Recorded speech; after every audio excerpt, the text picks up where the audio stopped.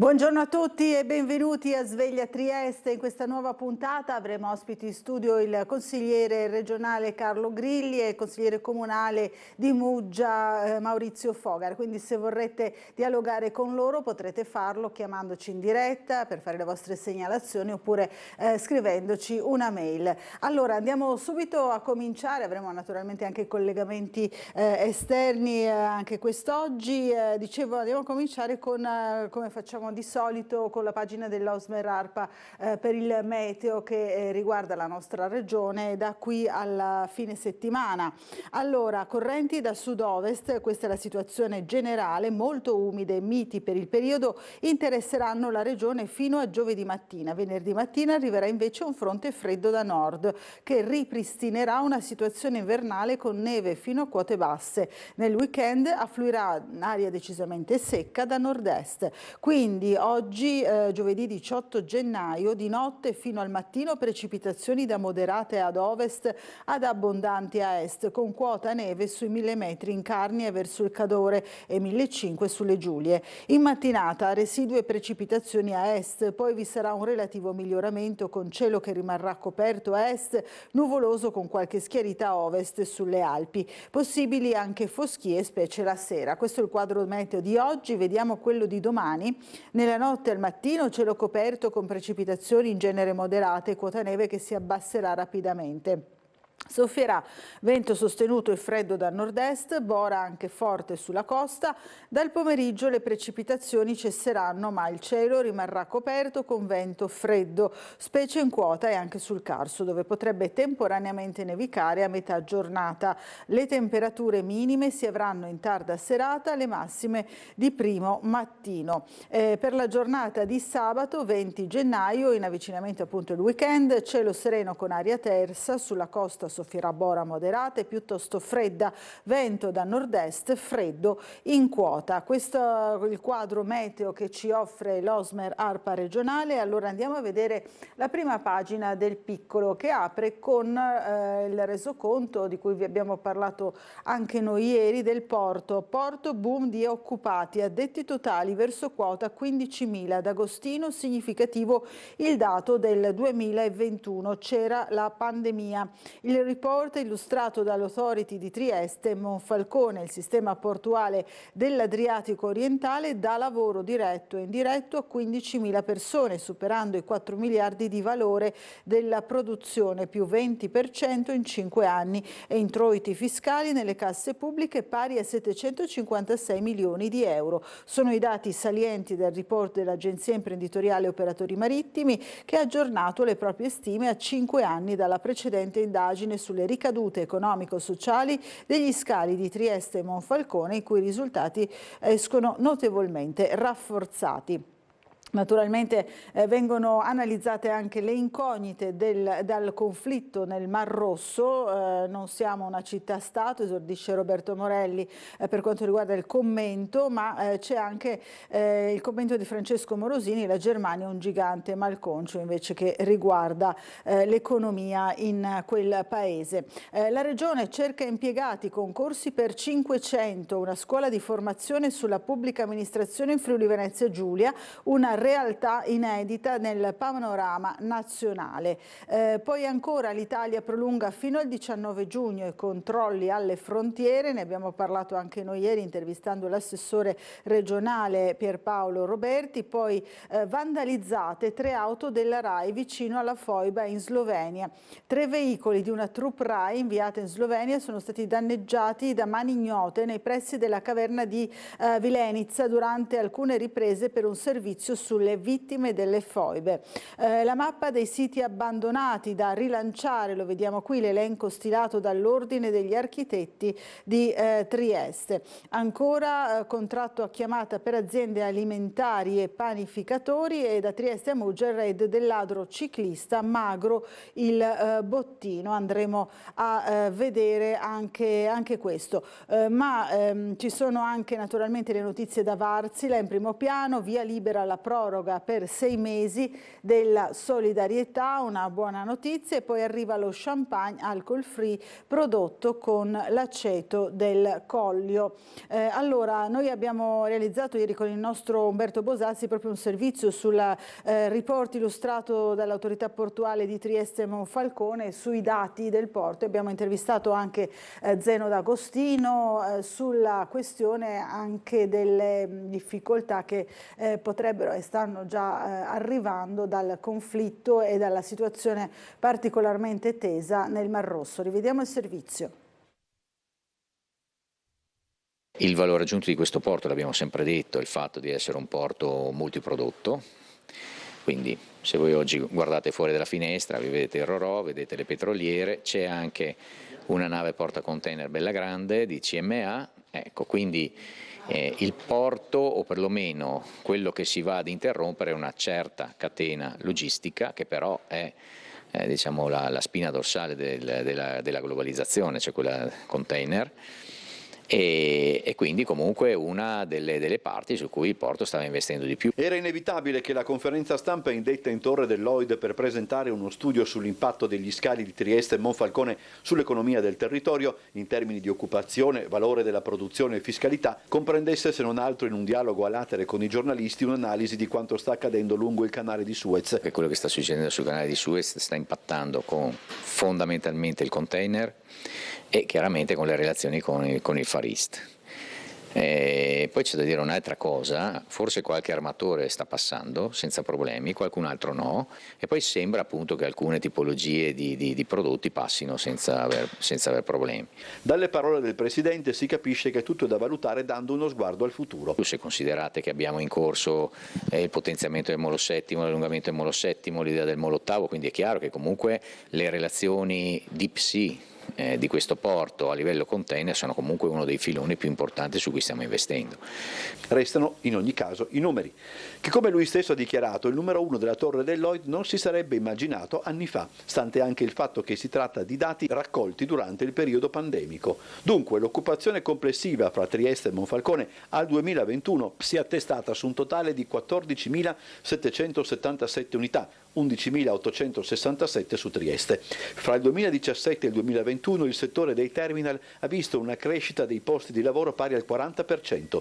Il valore annuo della produzione è stato di 1 miliardo e 909 milioni di euro, sommato alla stima della produzione dell'indotto secondario tocca i 4 miliardi e 285 milioni. Il valore aggiunto si attesta sul 1 miliardo e 470 milioni di euro. Ancora, in termini di gettito fiscale, il contributo dell'economia portuale è stato valutato superiore a 756 milioni di euro, con un'incidenza del 51,4% sul valore aggiunto, 636 i milioni versati da aziende residenti in regione, distribuiti fra Stato 266 milioni e appunto Regione 370 milioni. Un dato questo che secondo D'Agostino dovrebbe essere tenuto da conto quando si ragionerà sulla riforma dei porti. Allora andiamo avanti a leggere i giornali, torniamo sul piccolo, ma nell'edizione di Gorizia Monfalcone in prima pagina c'è ancora la questione del delibera del comune guidato appunto da Anna Maria Cisint sulle preghiere, respinta l'urgenza. Il TAR rigetta la richiesta dei centri islamici. Il 7 febbraio la prima udienza sulla sospensiva, quindi il 7 febbraio si terrà la prima udienza per discutere la richiesta di sospensiva formulata dall'avvocato Vincenzo Latorraca che assiste 2 centri islamici monfalconesi nel contenzioso con il comune, ma intanto ieri il presidente del TAR Carlo Modica ha respinto la richiesta di decretazione d'urgenza chiesta dai musulmani. Si tratta di uno strumento ammesso dal processo amministrativo che brucia i tempi della convocazione della Camera di Consiglio, ma non è stata accettata. Allora, torniamo invece a leggere un po' gli altri giornali, i quotidiani oggi in edicola, vediamo le prime pagine molto rapidamente. Qui siamo sul Corriere della Sera. Alluvione fondi, patto con l'Unione Europea. Questo è il primo primo piano del Corriere, Sardegna, indagine per corruzione, sequestro di beni a Solinas, tensione Salvini-Zaia, Meloni e von der Leyen in Emilia-Romagna, proteste per i ritardi nei ristori e sui balneari l'Italia chiede tempo. Fondi del PNRR andranno agli alluvionati, la Presidente della Commissione Ursula von der Leyen torna nella Romagna travolta dall'alluvione e stanzia 1,2 miliardi di euro per la ricostruzione, risorse che arriveranno dalla revisione del PNRR. L'incontro con la Premier Giorgia Meloni, ribadito l'asse tra Roma e Bruxelles, le proteste per i ritardi sui ristori e sui balneari, l'Italia chiede più tempo. Elezioni regionali, indagato per corruzione il governatore della Sardegna Christian Solinas.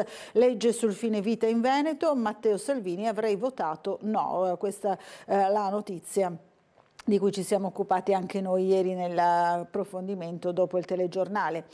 Il voto sulla commissione d'inchiesta Covid, scontro alla Camera. Poi ancora, ma sul fine vita il leader veneto non è lo sconfitto, dice il commento di Barbara Stefanelli. Andiamo alle notizie internazionali. Iran, raid e minacce, non ci fermiamo, gelo tra Biden e Bibi e Israele, avverte Hezbollah. Non lasciateci soli, o Mosca dilagherà, qui si parla invece dell'Ucraina. Intervista a Olena Zelenska, la moglie appunto del premier. Poi ancora Maria morta in casa, fu in lista con Fugatti, giallo a Trento, trovata dall'ex. Maria Panico, 42 anni, di Trento, si era candidata con Fugatti, è stata ritrovata morta in casa, mistero sulle ultime ore di vita. E poi in centropagina la foto molto bella del re Carlo con la principessa Kate, che è stata operata all'addome. Intervento all'addome per la principessa, la prostata per il sovrano, regno in ansia, operata Kate, e adesso tocca a re Carlo. Andiamo a vedere altri quotidiani. Dunque La Repubblica, eccola qui, regalo ai corrotti, questo è l'approfondimento invece in primo piano di Repubblica, la riforma della giustizia. Il guardasigilli Carlo Nordio definisce obsoleti i reati contro la pubblica amministrazione e da medioevo la confisca dei cellulari. Nelle comunicazioni alla Camera conferma la separazione delle carriere e la stretta sulle intercettazioni. Tegola giudiziaria su Solinas, sequestro e accusa di corruzione. Poi per i mappamondi, ora Putin minaccia i paesi baltici.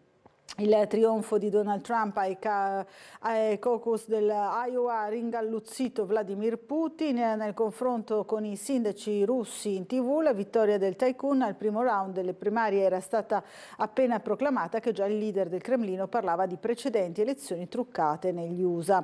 E il ministro estone: ci prepariamo a un attacco russo, questo è il livello di tensione che sale. Anche qui Kate operata all'addome, la BBC è qualcosa di serio. La principessa del Galles. Poi ancora alluvione, Meloni contestata ma c'è intesa con von der Leyen, la firma per i fondi a Forlì.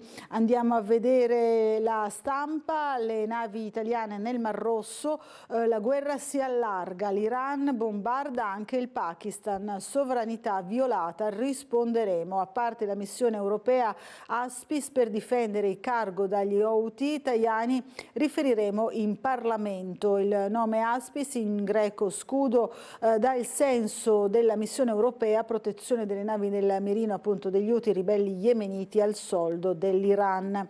L'economia, Panetta, il PIL rallenta, giusto tagliare i tassi. Antonio Patuelli, numero 1 dell'ABI, lo dice apertamente: temo che Francoforte arriverà tardi a ridurre i tassi. Fabio Panetta, governatore della Banca d'Italia, prova a rassicurarlo: la disinflazione è forte in atto, non faccio previsioni su quando si taglieranno, ma credo che le condizioni consentiranno un aggiustamento, così parla appunto il governatore della Banca d'Italia. Anche qui la paura di Kate, poi Meloni, von der Leyen sull'Emilia all'Europa, dall'Emilia all'Europa, Schlein, solito spot sulla pelle della gente, questa è la critica della segretaria del Partito Democratico.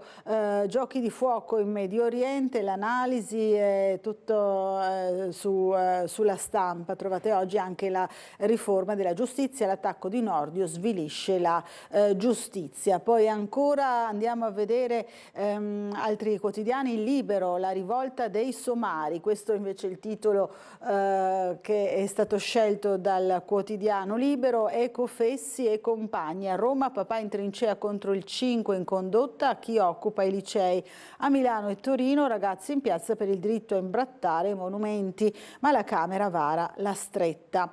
Altro che scuse, il compagno della Lucarelli santificato dai quotidiani, così dice Libero, che si occupa appunto di questo argomento. Allora, l'editoriale di Mario Secchi, la rivoluzione degli eterni bambini.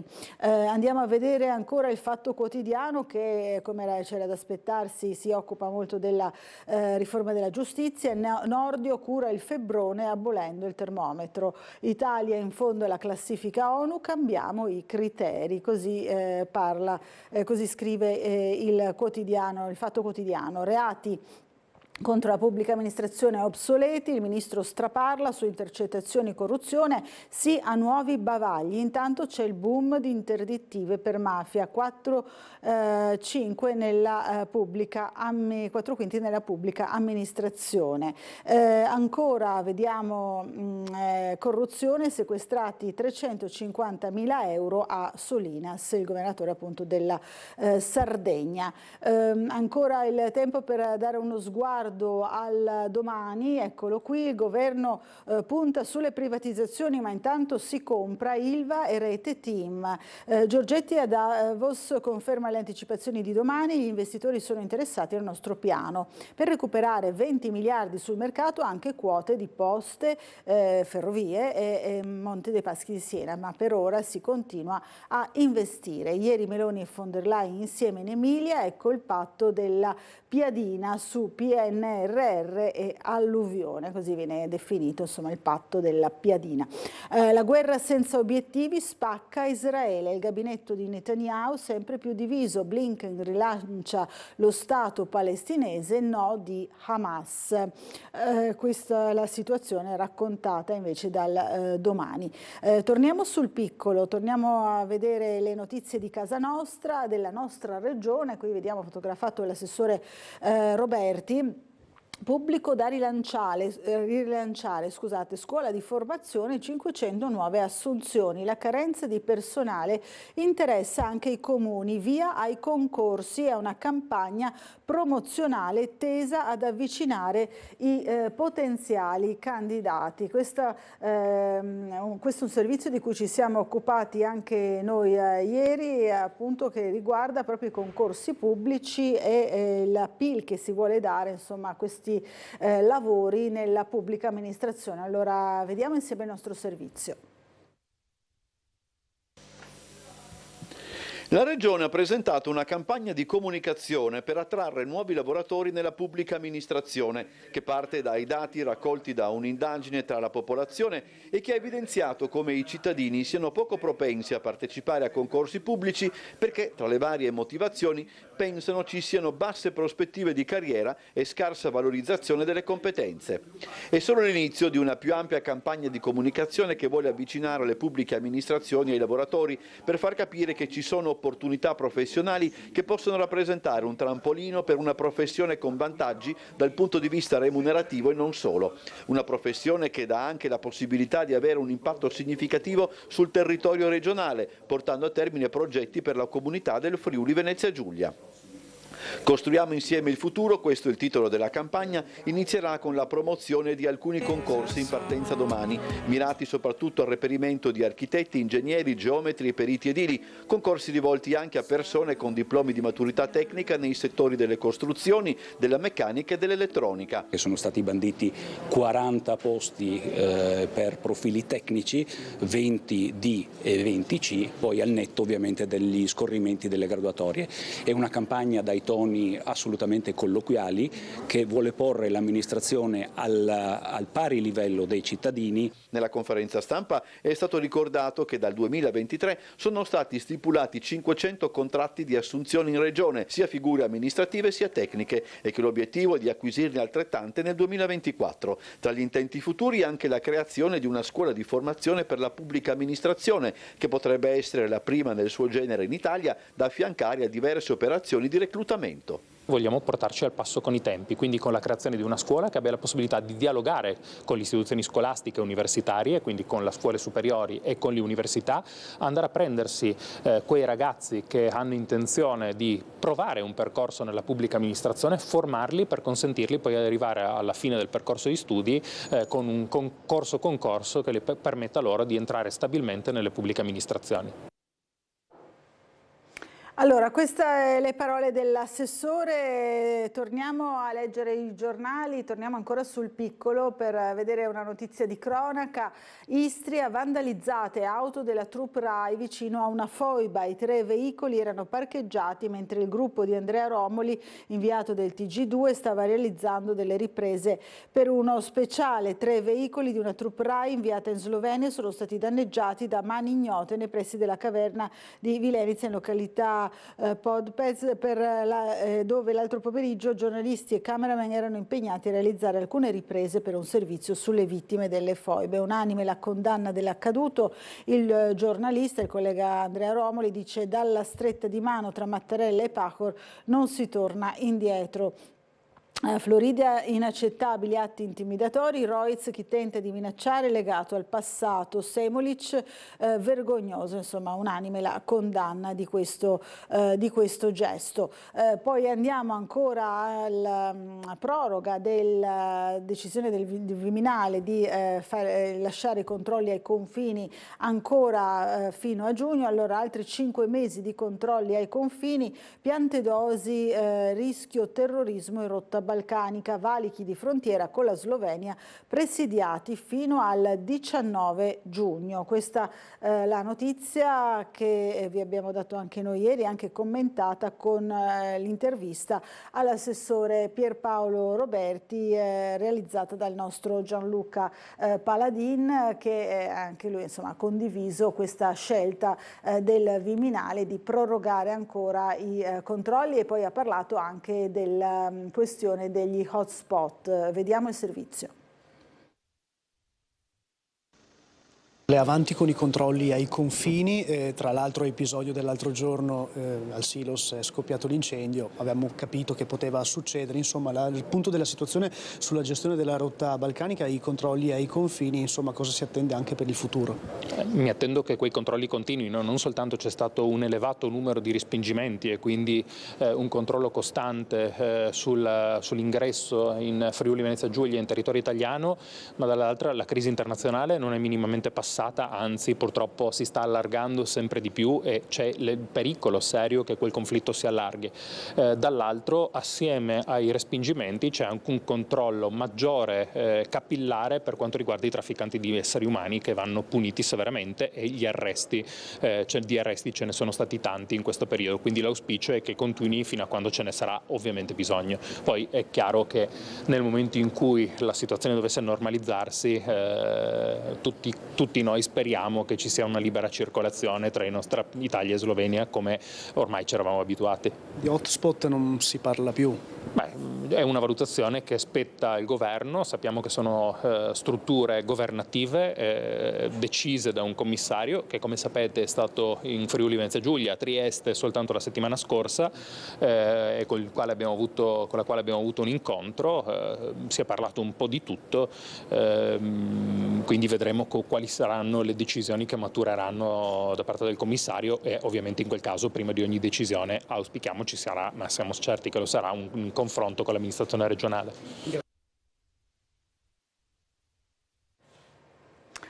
Allora, ora ci colleghiamo con la sala operativa della Polizia Locale per vedere qual è la situazione del traffico in città questa mattina. Lo facciamo con l'ispettore capo Paolo Gurtner. Buongiorno. Buongiorno a lei, gli ascoltatori. Allora, com'è la situazione, ispettore, e quali sono le segnalazioni di oggi? Dal punto di vista viabilistico, attualmente in città traffico scarso, attendiamo qualche momento per l'arrivo di chi lavora da fuori. Certo.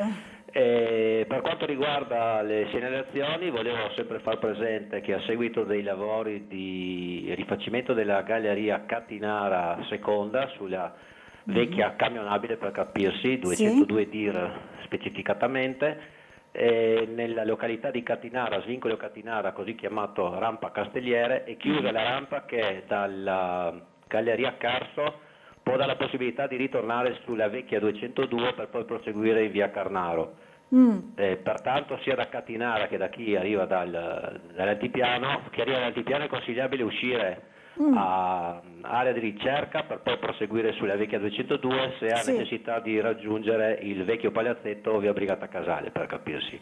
Per gli altri devono fare purtroppo un giro immane per poter fare questo tipo di svolta, perché non è possibile andare poi a fare a Viva d'Acca nessun altro tipo di viabilità per poter raggiungere quelle località, quindi si preoccupino chi arriva da Forlanini e Marchesetti di fare altri giri per poter andare da quella parte. Capito, è stato molto chiaro, benissimo, è un'informazione che il nostro comunque a indicare insomma eventualmente i rallentamenti che si formano ovviamente sulla nuova rotatore di Catinara all'altezza del distributore di benzina, per capirsi. Capito, perfetto, allora sarete sul posto insomma a presidiare, chiarissimo.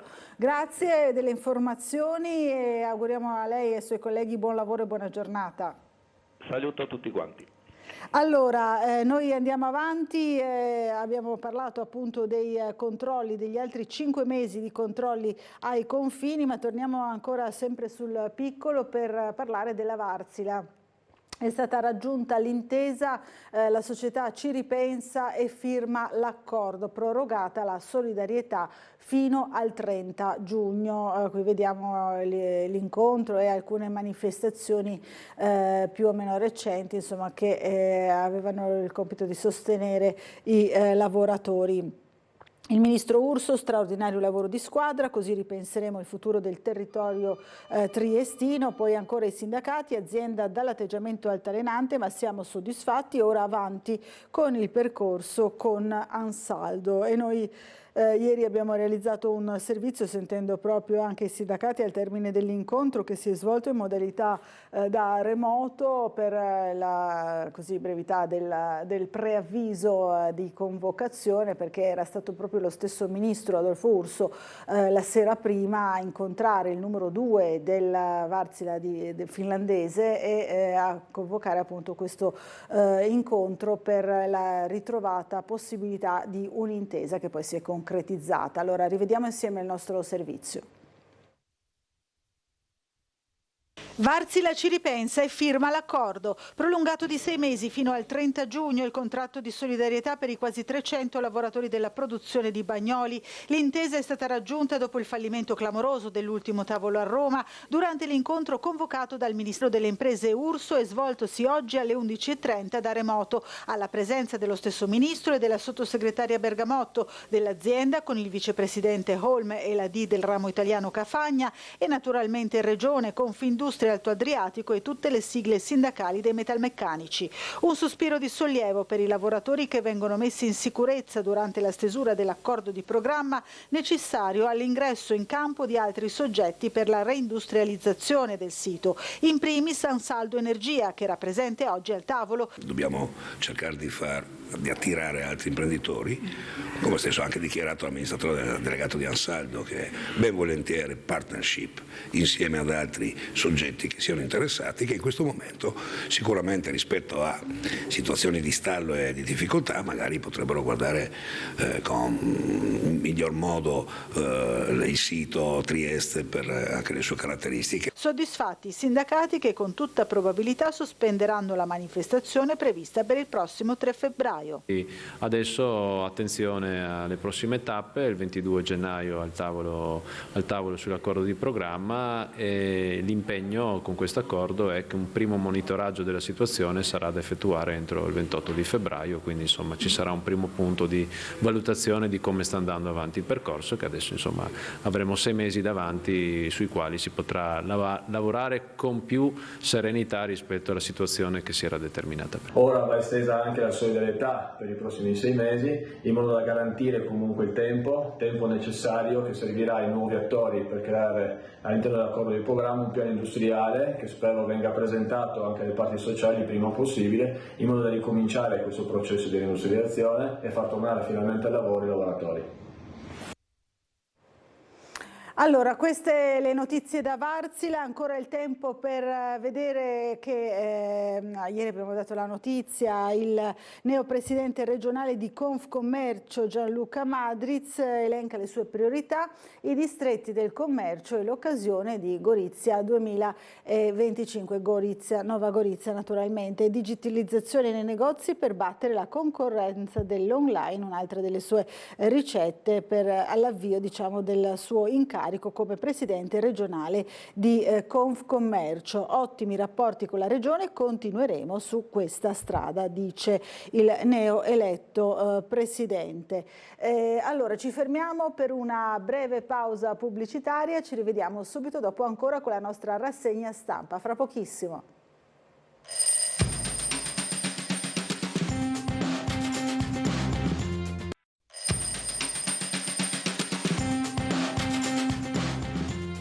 Bentornati in diretta a Sveglia Trieste. Allora proseguiamo con la nostra rassegna stampa. Prima però vi ricordo che avremo ospiti in studio quest'oggi il consigliere regionale Carlo Grilli e il consigliere comunale di Muggia Maurizio Fogar. Dicevamo appunto la rassegna stampa, torniamo sul Corriere della Sera per vedere un po' le notizie relative alla politica italiana e alla visita di Ursula von der Leyen in Emilia Romagna, accolta dalla premier Meloni. Qui vediamo in retroscena, carissima Giorgia, carissima Ursula, il patto della piadina per le prossime europee. La leader dell'Unione Europea non vedo l'ora di lavorare ancora insieme.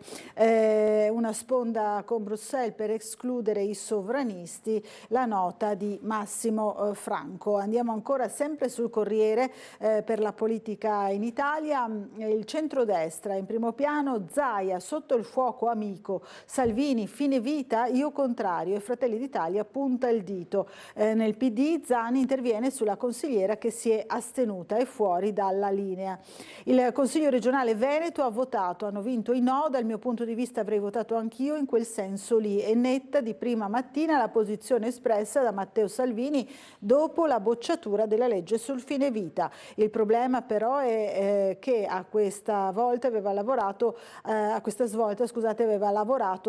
a lungo e con pervicacia il suo governatore Luca Zaia, che non è ai primissimi posti del pantheon salviniano. E se il presidente del Veneto sottolinea che si doveva votare su un tema etico, non politico, le parole del leader leghista segnano un solco rispetto alla linea laicista di Zaia. La mia posizione è assolutamente chiara, la vita va tutelata dalla culla alla fine, bisogna garantire tutte le cure necessarie, eccetera, eccetera. Sono queste le posizioni di Salvini ad Agorà ieri. E poi la Lega non è una caserma, c'è libertà di pensiero. Su un tema che ha fatto molto discutere anche in Friuli Venezia Giulia. Allora andiamo a vedere ora sul piccolo invece le cronache di Trieste.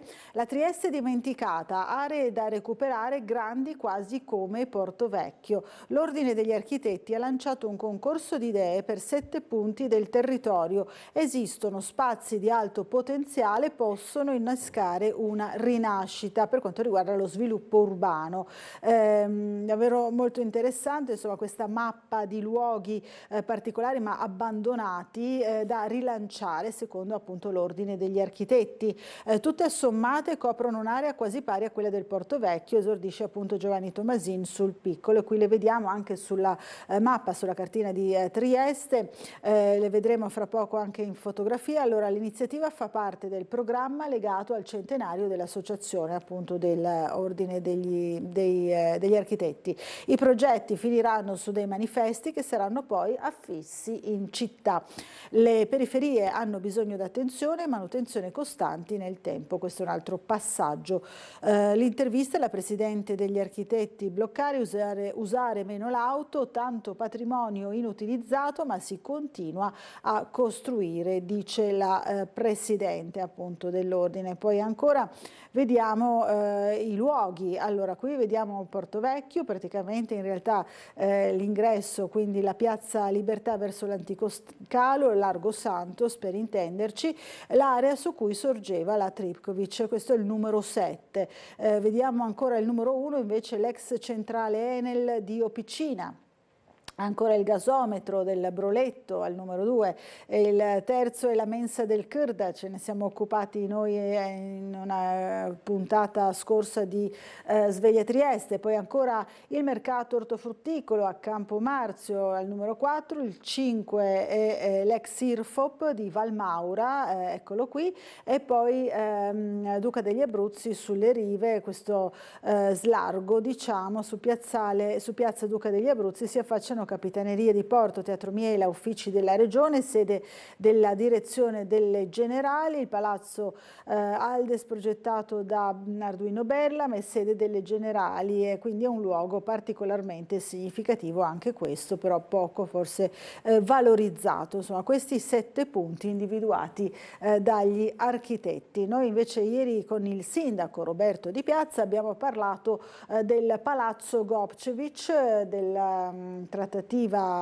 che potrebbe andare a buon fine a breve sulla vendita, appunto sull'intervento proprio di Generali, sempre per restare più o meno nella zona, lo vediamo anche qui nello sfondo del numero 6 delle rive, e abbiamo parlato con lui anche proprio del mensa ex Kırda di via Carli. Allora rivediamo insieme l'intervista realizzata, il servizio realizzato da Bernardo Gulotta. Molto probabilmente sarà venerdì la giornata in cui il sindaco di Piazza incontrerà le Generali per la vendita di Palazzo Carciotti. La Compagnia del Leone aveva già da tempo manifestato l'interesse verso la nobile struttura sulle rive che il comune ha più volte provato a mettere sul mercato ma senza successo, tanto che il prezzo d'asta è sceso progressivamente da un incanto all'altro. E proseguire nel cercare un imprenditore disposto a mettere sul piatto 15 milioni non è affare semplice. Le Generali che sono nate lì dentro vogliono investire 60-70 milioni di euro. Dove troviamo qualcuno che investe 60-70 milioni di euro e fa un'academy, dove troviamo come le Generali? Per cui io sto corteggiando le Generali, venerdì probabilmente arriverà la persona che mi porterà la lettera di intenti e sono molto soddisfatto per questo perché è un palazzo che si sta degradando. L'accordo probabilmente si troverà a una cifra inferiore rispetto ai 14 milioni e 900 mila euro che rappresentavano l'ultima base d'asta, ma allo stesso tempo il municipio non potrà svendere l'immobile per tutta una serie di criteri economici cui è chiamato a rispondere. E come per Palazzo Carciotti, un altro grande immobile è oggetto dell'interessamento di un imprenditore. Stiamo parlando rispettivamente dell'ex fabbrica macchine nel rione di San Vito e della figura di Enrico Sammer, che dopo aver avviato la cittadella dello sport in via Locchi ha messo gli occhi sull'imponente struttura da tempo abbandonata. Chiusura dell'affare e ipotesi progettuali in questo caso sono ancora prematuri da poter avanzare. Enrico Sammer, è con lui che stiamo lavorando e probabilmente portiamo anche a casa il risultato, una cosa che è ferma lì da sempre, per cui sono molto ottimista, al 99% sarà fatto. Fabbrica macchina di fronte al parking sotto il campo di calcio, presente? Okay, sì, per cui vale molto. Sammer ha delle idee, però lasciamo che le esponga lui. Allora, queste le parole del sindaco, torniamo a leggere il piccolo, parliamo del mondo del lavoro, abbiamo intervistato anche noi Enrico Eva, segretario generale di Confartigianato, sulla questione della mancanza di personale alle volte nel campo dell'artigianato, ad esempio i panificatori sono una delle figure più ricercate e meno così trovate sul mercato del lavoro, anche a Trieste. Imprese alimentari e panificatori. Nasce il contratto a chiamata. A Trieste stima Confartigianato è potenzialmente interessata una platea di 350-400 persone, previsti fino a 52 giorni d'assunzione all'anno tra fine settimana, festivi e altre esigenze. La sperimentazione resa possibile dalla recente sottoscrizione del collettivo regionale. Insomma, una svolta che sicuramente potrebbe così agevolare qualcuno, ma non sarà molto gradita forse dai sindacati, dalle sigle sindacali. Pochi medici di base, la Dem Pucci sollecita l'intervento di Piazza, la consigliera del PD, le zone carenti sono 21. Portovivo, oggi la decisione sul vecchio edificio vincolato, ne avevamo a suo tempo parlato anche noi con lo stesso sindaco di Piazza, in agenda la riunione con la soprintendenza proprio per svincolare dal vincolo che ricade ancora su quell'edificio più o meno all'ingresso di Largo Santos, per poter poi abbatterlo e riaprire quella bretella allo scorrimento. Poi ancora oltre 1000 ex dipendenti pubblici senza trattamento di fine servizio. Lo SPI-CGIL solleva la mancata erogazione che per alcuni pensionati dura dal 2019 e ora il sindacato vuole censire il numero preciso e lancia appunto una campagna. Ce ne occuperemo anche noi oggi. Addio al critico d'arte. Giulio Montenero diresse il Re Voltella per quasi 30 anni. Era stato Marcello Mascherini nel lontano 61 a volerlo alla guida del più importante museo triestino. Ispirato ieri mattina accanto ai suoi affetti, Giulio Montenero, critico d'arte e direttore dal 61 all'89 del Museo Re Voltella, padre e nonno, animo timido e autoironico, impacciato, umanissimo. L'ultimo ricordo lo fissa per sempre accoccolato nella sua vecchia poltrona, imponente e minuto nel salotto francescano invaso da un mare impossibile di volumi, romanzi, cataloghi d'arte, dissertazioni filosofiche, scritti della sua vita e dei suoi tempi, fatti di attori primi e comprimari, qui vengono anche elencati. Allora andiamo avanti, ancora sempre sul piccolo, andiamo alla cronaca. La cronaca nera, impiccato sulla grande viabilità triestina, era lì da una settimana, ricorderete quel fatto, quel ritrovamento macabro. L'autopsia ha rivelato che la morte del 55enne senza tetto risale a 6-8 giorni prima del ritrovamento, escluso dunque l'omicidio. Allora rivediamo insieme il servizio di Umberto Bosazzi. Il cittadino iraniano Biria Kamran, il cui cadavere era stato rinvenuto lo scorso 24 settembre appeso al parapetto lungo un tratto della grande viabilità, si era suicidato. A tale conclusione, fa sapere attraverso una nota il procuratore della Repubblica Antonio De Nicolo, è giunta la consulenza autoptica depositata da parte dei consulenti incaricati dal pubblico ministero Maddalena Kergia. Gli specialisti Stefano Del Rico, Manuel Gianvalerio Belgrano e Michela Peruc hanno evidenziato che la morte risale ad una settimana prima del rinvenimento del corpo, che la morte andrebbe ricondotta ad un meccanismo di asfissia meccanica da impiccamento, che non sono stati riscontrati segni di violenza premortale sul corpo dell'iraniano affetto da depressione. Torniamo sul giornale, ancora sul piccolo, ma nell'edizione di Gorizia, per darvi conto dei lavori in centro a Gorizia, in realtà non in centro, una posizione decentrata alla Transalpina, lavori in piazza Transalpina, il cantiere apre a febbraio. Novembre è il termine previsto per la fine dei lavori di riqualificazione dell'area. Sul lato italiano intervento riguarderà anche il tridente di Max Fabiani. Questo è l'annuncio di ieri da parte anche del sindaco Ziberna. Allora andiamo a vedere ancora invece la pagina di Monfalcone. Eccola qui, cerchiamo di ingrandirla in qualche modo. La CGIL dice ingiusto risarcire l'azienda anziché le vittime dell'amianto, un tema che abbiamo trattato anche noi l'altro giorno proprio qui a Sveglia Trieste, ospitando il consigliere regionale Enrico Bullian. Il sindacato: provvedimento pensato solo per Fincantieri, la società preferisce non commentare, l'atto interministeriale del 5 dicembre. Poi ancora andiamo a vedere il ricorso di cui parlavamo anche leggendo la prima pagina, centri islamici, decreto d'urgenza rigettato, il 7 si discute la sospensiva. Torniamo sul piccolo di Trieste per darvi conto anche di un'altra notizia di cronaca: ladro ciclista in azione da Trieste fino a Muggia, nel Merino in particolare la stazione di servizio di via Flavia e lo stabilimento San Rocco, bottino magro ma danni ingenti. Quindi ladro ciclista in azione tra Muggia e Trieste. Nella serata di martedì dalle registrazioni delle telecamere si vede un uomo con un cappellino e lo zaino che poi si è allontanato in bicicletta. Presa di mira in particolare la stazione di servizio e autolavaggio GRS di via Flavia, attività gestita da Giancarlo Giuressi. Poco prima un'effrazione era stata segnalata allo stabilimento muggesano San Rocco e in seguito lo stesso soggetto sarebbe stato immortalato nei pressi del distributore di piazza Foraggi. Quindi questo è uno dei fotogrammi del ladro in fuga dalla stazione di servizio di via Flavia. Allora abbiamo una telefonata, la sentiamo. Pronto, buongiorno, chi è in linea con noi? Pronto, buongiorno, sono Carmen. Buongiorno Carmen. Sì, volevo fare segnalazione che qua in via Galliano è molto buio di sera, di notte. Sì. Ci sono ancora quelle luci, penso che sono al tungsteno, non so, quelle gialle. Sì, quindi è troppo buio, dice, con le luci gialle.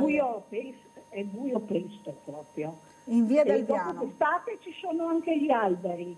Là dei pompieri, Sì, capito, quindi alberi che coprono in qualche modo i lampioni. Adesso sono splendidi, però escluso ugualmente.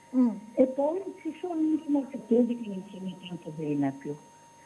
Non ho capito, mi scusi, si è sentito male l'ultima parte del... I marciapiedi un po' sconnessi. Capito, marciapiedi sconnessi. Va bene, grazie della segnalazione, grazie. Giriamo anche questa insomma agli uffici comunali. Grazie a Carmen che segnalava appunto in via Dalviano, marciapiedi sconnessi, luci gialle che non illuminano a sufficienza e alberi che nelle stagioni insomma in cui sono rigogliosi coprono in qualche modo anche i lampioni. Allora, torniamo a leggere il giornale. Dunque, prima di dar loro la caccia, gli sciacalli vanno osservati con radiocollari e droni. Se ne è parlato martedì sera a Medeazza, ieri al Museo di Storia Naturale di Trieste. Esperti, istituzioni e cittadini a confronto dopo gli avvistamenti appunto degli sciacalli sul Carso. E poi Polidori, restiamo a Muggia invece rispetto anche alla notizia precedente,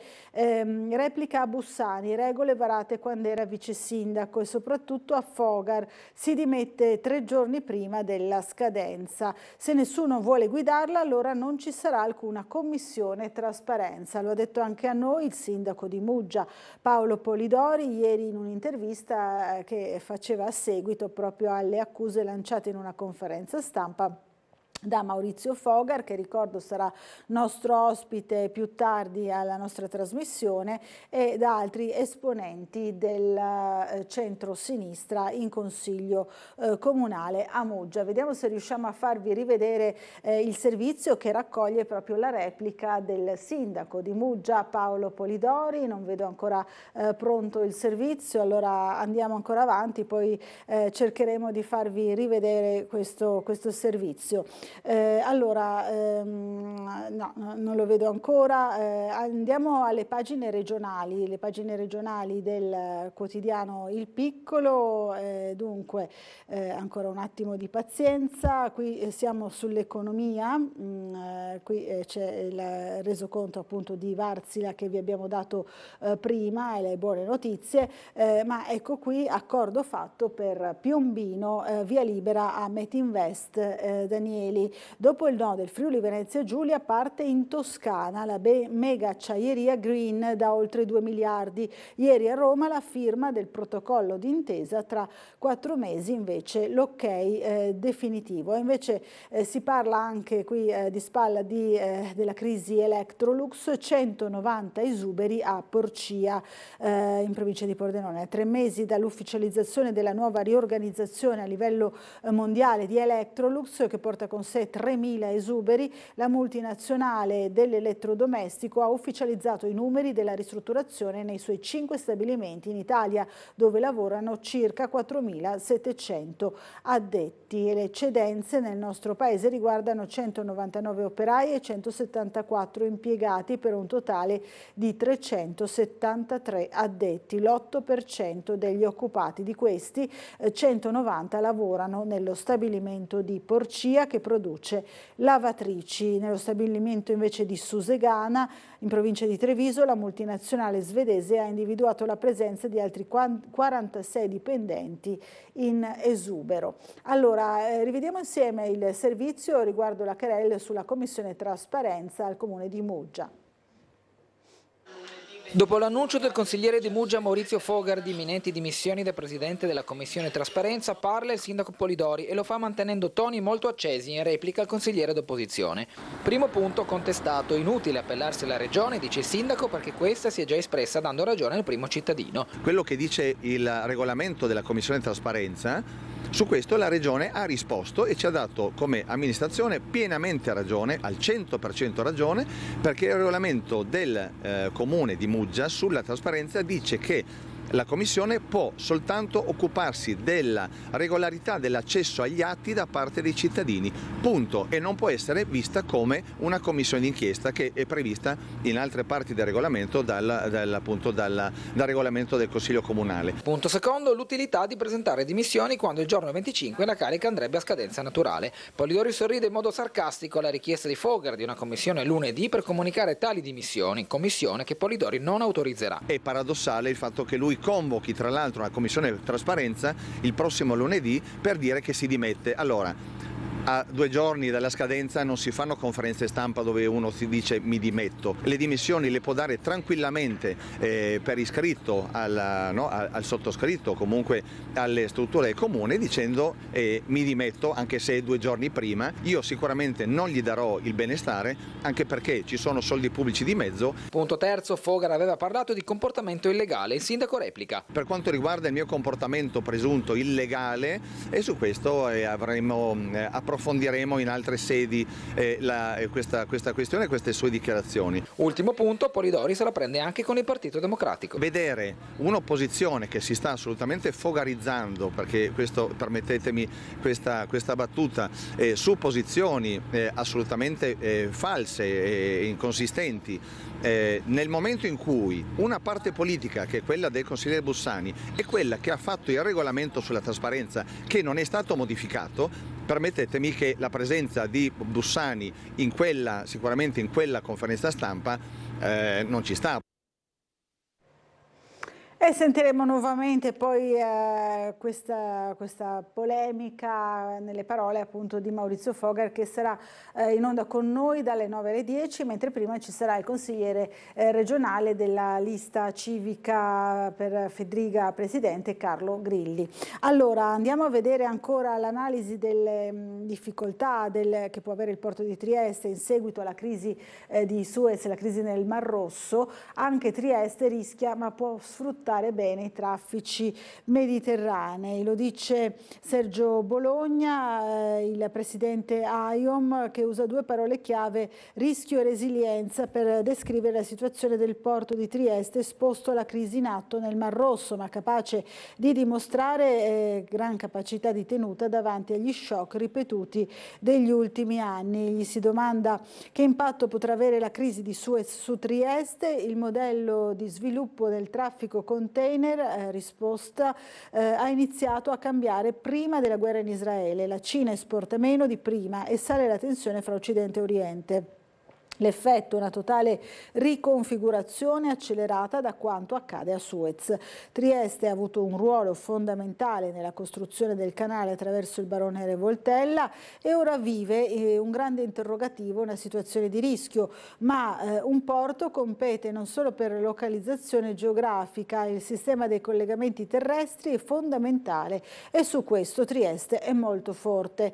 Servizi ferroviari e oleodotto dicono che il porto ha una resilienza importante. Insomma, questa è l'opinione dell'esperto. Per la prossima nomina alla Torre dell'Oid, dice, la politica avrà interesse a scegliere una figura capace e sicuramente tutti se lo augurano. Per quanto riguarda gli scenari internazionali, missili dell'Iran in Pakistan, tutta l'area è una polveriera. Vediamo qui nella mappa mondiale dell'area interessata.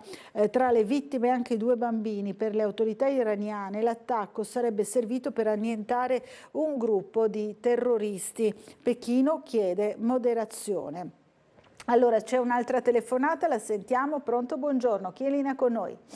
Buongiorno dottoressa Boccarella, sono Maurizio. Maurizio, buongiorno. Sì, vi ho scritto come consultamente.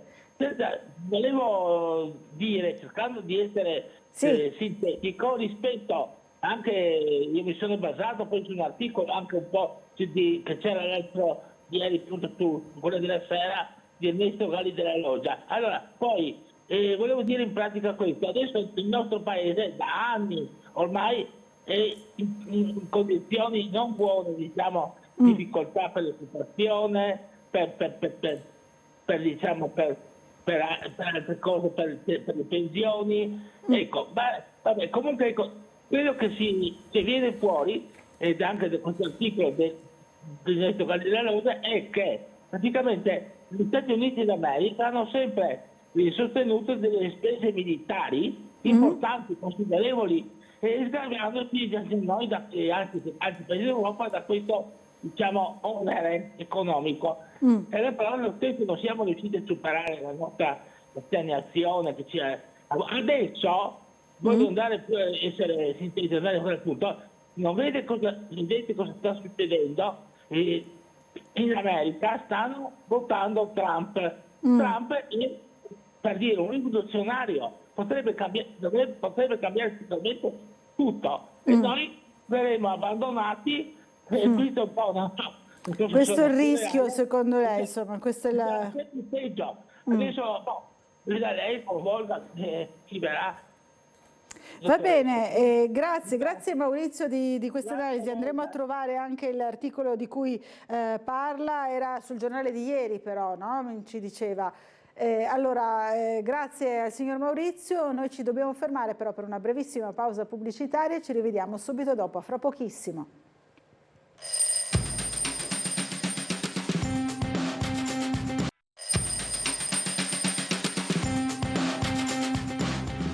Bentornati a Sveglia Trieste. Allora diamo il buongiorno al consigliere regionale Carlo Grilli. Buongiorno, ben arrivato. Buongiorno Laura, buongiorno a tutti i telespettatori. Grazie di essere qui, Carlo Grilli, per quanto riguarda la lista appunto di Massimiliano Fedriga, presidente. Allora adesso affronteremo sicuramente tutti i temi dell'attualità, a cominciare da quello che abbiamo trattato anche nell'approfondimento di ieri sera con il nostro direttore, cioè la questione del fine vita. Certo. Si torna a parlarne perché per quello che è successo in Veneto, in sostanza per quello che sta succedendo in Veneto, ma l'avete affrontato questo tema delicatissimo che ha a che fare appunto con l'etica, con le convinzioni personali, quindi bisogna sempre fare molta attenzione quando si parla di questi temi, anche voi in Consiglio regionale, no? Sì, abbiamo affrontato più volte a fronte di una mozione. Credo che sia un tema sul quale effettivamente ci sia la necessità di un dibattito aperto. Certo tocca le sfere più intime della persona. Quello che è successo in Veneto dimostra che al di là di indicazioni, di movimenti, di partiti, c'è proprio la sfera personale che va a incidere su quelle che poi sono le decisioni.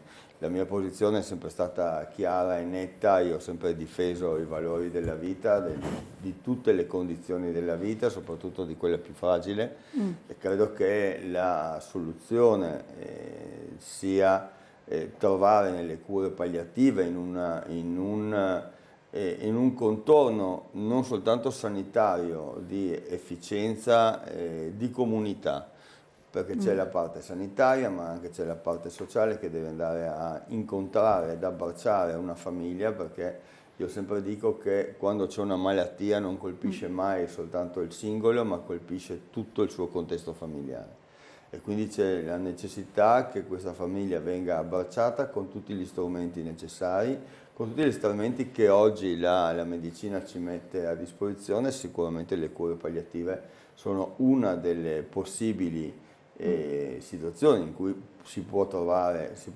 sollievo, a rimarcare che la vita in tutte le sue condizioni è preziosa ed è l'elemento fondamentale della nostra comunità. Ogni vita va tutelata, va sostenuta come elemento essenziale della comunità. Io l'ho detto in Consiglio regionale, l'ho scritto su un articolo sul Piccolo. La prossima settimana parteciperò ad un convegno a Gorizia dedicato proprio a questo tema, a rimarcare quanto dal mio punto di vista ogni persona sia preziosa al di là della sua situazione e ogni persona deve essere messa in condizioni di avere una vita dignitosa anche nell'ultimo percorso della propria esistenza. Quindi chiarissimo, anche quando... il tema comunque mi sembra che anche a livello politico abbia dimostrato che ogni persona, al di là del partito o del movimento a cui appartiene, può garantire il proprio pensiero in maniera del singolo. E quello che è successo in Veneto credo ne sia la dimostrazione più concreta. Non è la sconfitta e la vittoria di nessuno, è soltanto una posizione da parte dei più a rimarcare la preziosità della vita. Io non posso essere soddisfatto di come è andata, ma credo che proprio vada a toccare le sfere più intime della persona, e credo che qualsiasi posizione sia una posizione degna di rispetto, perché quando si vanno a toccare questi temi non credo sia possibile né condizionare né, come dire, né promuovere in maniera sistematica un proprio pensiero. Va proposto, va fatto sì che in questo caso ci sia assolutamente una libertà di espressione da parte di chi ha la responsabilità della politica, e credo che, ripeto, il Veneto ne abbia dato una bella dimostrazione. Una dimostrazione, e tutto questo naturalmente lo chiariamo per quanto riguarda la sfera proprio personale, no? Esatto, etica sì, della persona. Sì, poi ci sono tutte le letture politiche oggi. No? Certo, però io credo che vada a raccontare, cioè l'espressione di voto, per esempio, di ogni esponente di partito vada a raccontare la storia della propria esistenza e del contesto in cui è vissuto, con la comunità con cui si è confrontato e con le esperienze che ha maturato durante la sua vita. Io, ripeto, avendo sempre difeso la preziosità e l'essenzialità della vita della persona, credo che la mia posizione non potrebbe essere diversa da quella che ho già dichiarato. Allora, ci scrivono i nostri telespettatori, leggo alcune mail. C'è Giorgio Marchesic che ci ricorda l'appuntamento di sabato 20 gennaio dalle 10:30 nella Sala Maggiore di via Fabio Severo 14C, dove si terrà un'assemblea pubblica per informare, dice l'esponente, tutti i cittadini di quali sono i diritti previsti dal Trattato di pace del 47, che è legge dello Stato italiano. Questo l'appuntamento quindi di sabato mattina 20 gennaio. Poi ancora Maurizio, che ha telefonato poco fa, ci riproponeva un articolo a firma ieri di Ernesto Galli della Loggia sul Corriere della Sera. Dice che a mio modo di vedere non era speculativo ma alquanto realistico, nel quale articolo, lo dico con mie parole, si rendeva conto di una stagnazione economica non da oggi ma di trascorsi fa, per cui non si potesse granché implementare l'occupazione, un diritto alla salute, pensioni eccetera, e questo nonostante gli Stati Uniti d'America, venendo più al punto, assumendosi il ruolo di protettori e di una governance militare, sostenessero spese militari considerevolmente importanti, così sgravando l'Italia quando altri paesi da tali oneri che non pesavano sui bilanci. L'articolo è quello che abbiamo trovato anche noi di ieri, si intitolava "L'Europa che non sa difendersi", no? Quindi il rischio anche che un disimpegno magari con la proclamazione di Donald Trump dell'America, degli Stati Uniti, si rischia appunto di restare in qualche modo non difesi, ecco, in qualche modo. Credo che queste due mail di cui ci hai raccontato siano l'espressione di quanto il vostro programma sia talmente aperto e dia la possibilità a chiunque di raccontare il proprio pensiero, di promuovere la propria idea. Credo che al di là del commento sulle notizie che sono state appena date, credo che il plauso vada direttamente a voi. Non è per piaggeria, ma è proprio per dimostrarvi ancora una volta quanto Sveglia Trieste, la vostra emittente, sia veramente l'espressione di tutti.